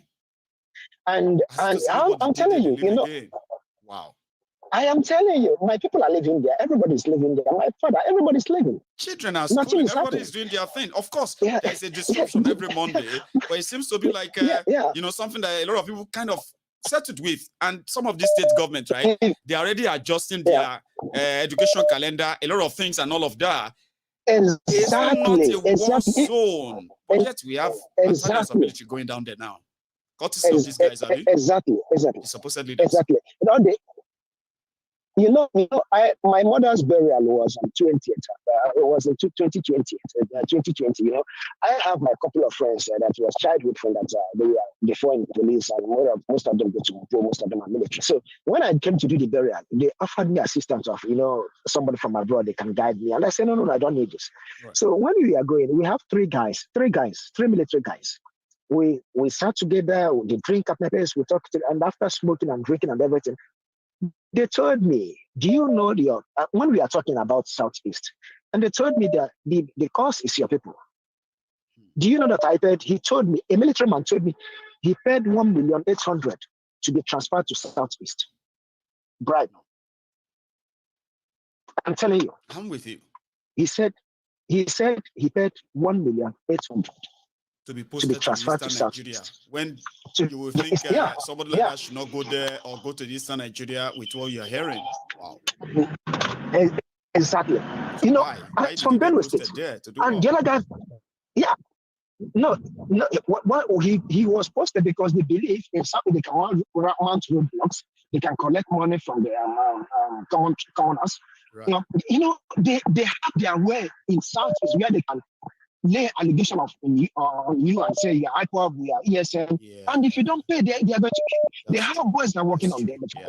So it's like what they are doing. Shakedown. Exactly. So when people are telling you Southeast is the war zone, Southeast is this, Southeast is this, if I your bad that is gallivanting here and there, where is he when the Fulani herdsmen are raping our women in the bush? Where did he form his own security men to go inside the bush and fish them out? Even the Bubago they are talking about, why is the Bubago not living in the bush? Why are they not going inside the bush? Is the only security group in Nigeria that has never actually attacked Fulani terrorists ever. No way, even no way, no way. Encounter them. Amotekun, they encountered this Fulani terrorists. It was ever in the news. Ebubeagu never encountered Fulani herdsmen anywhere. Now only maybe they are looking for so that they can kill and take pictures. Do you know Dave Umahi said there was a killing in his state when he was the governor. He said he know them. He said openly on the camera that he know them. To brought them to book. He didn't. He said by himself is the Fulani. You want me to remind you the first story there, Austin? It was when he said they welcomed them in that community. They gave them everything. That two days before they came to attack that community, that those people that are living in those communities, Fulanis living there, they left with their children. They packed everything. They left. 2 days later, they came and they killed over 170 people in those communities. Umahi was pretending to want to cry. I have that video, but it was reported for copyright. I can't share that again. I remember that video. I remember that story. Exactly. And Umahi had the Bubago in his own state. He has never asked Bubago to go after these people. No single day. No single day. He asked Bubago to go after these people. All they care about is IPOB. The only thing they care about is their relevancy, because they believe that if Nnamdi come out again, that is going, the game is up. The game is finished. I am telling you honestly. So nobody knows his mind. They are not fighting for him. I'm telling you, they are not fighting for him.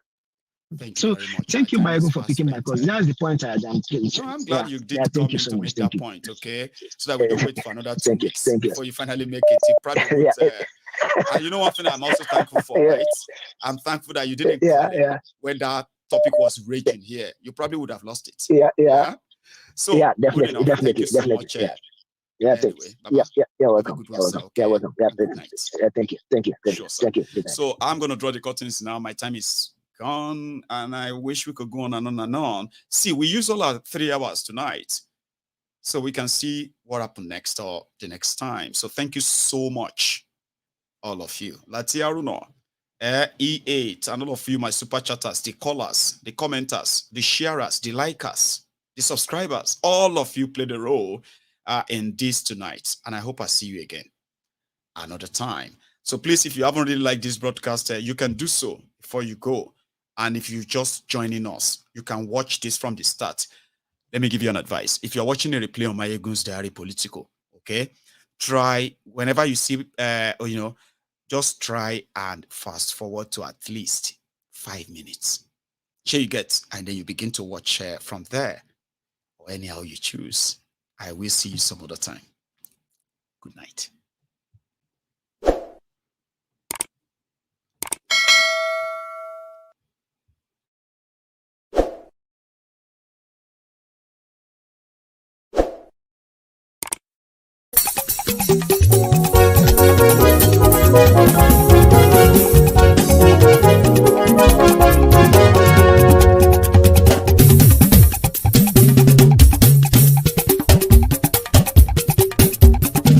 Mayegun làwa mọ̀ làmọ̀ tó dòdòdò.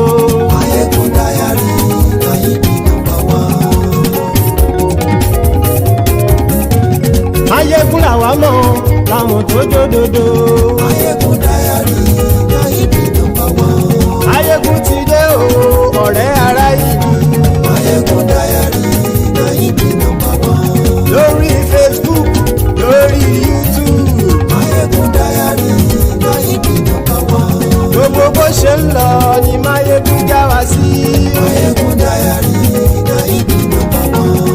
àṣírí ọ̀jẹ̀lú kì í bò níbẹ̀ o. Máyégún Diary Gàyídì nọ́mbà wán. Bó bá ṣe eré àní Máyégún máa wí. Máyégún Diary Gàyídì nọ́mbà wán. Ó sì tún ṣe eré wàá gbọ́ níbẹ̀ o. Máyégún Diary Gàyídì nọ́mbà wán. Máyégún Diary politico.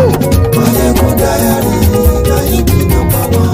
Godfatherism kò sí lọ́rọ̀ Máyégún. Máyégún Diary Gàyídì nọ́mbà wán. Ẹ farabalẹ̀ sẹ́ o kẹgọ́rọ̀ lẹ́nu o. Máyégún Diary Gàyídì nọ́mbà wán. Àní Máyégún làwa mọ̀ dódódódó. Máyégún Diary Gàyídì nọ́mbà wán.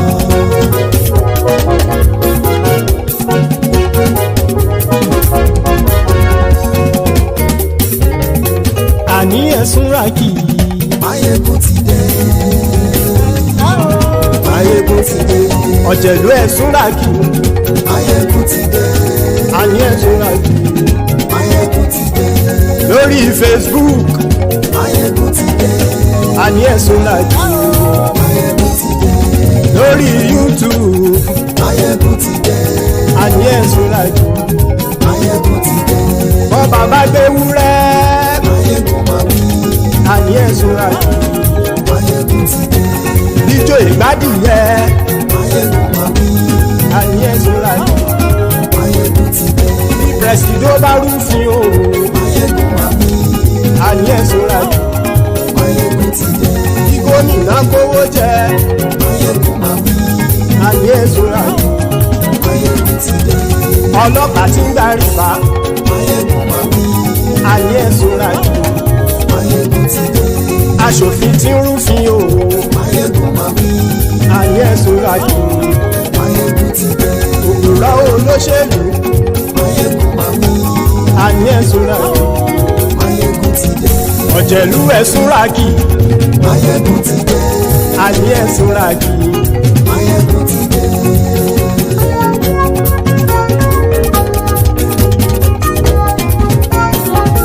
Máyégún ti dé.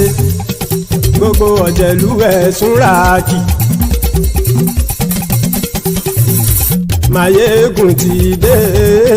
Gbogbo ọ̀jẹ̀lú ẹ̀sùn ràkì. Ṣùgbọ́n ní bá ti ṣe èyí tó yẹ kí wọ́n ṣe, ọmọ bá dèrò ní fi wọ́n níran o. Máyégún ti dé.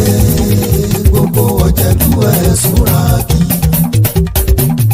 Máyégún ti dé.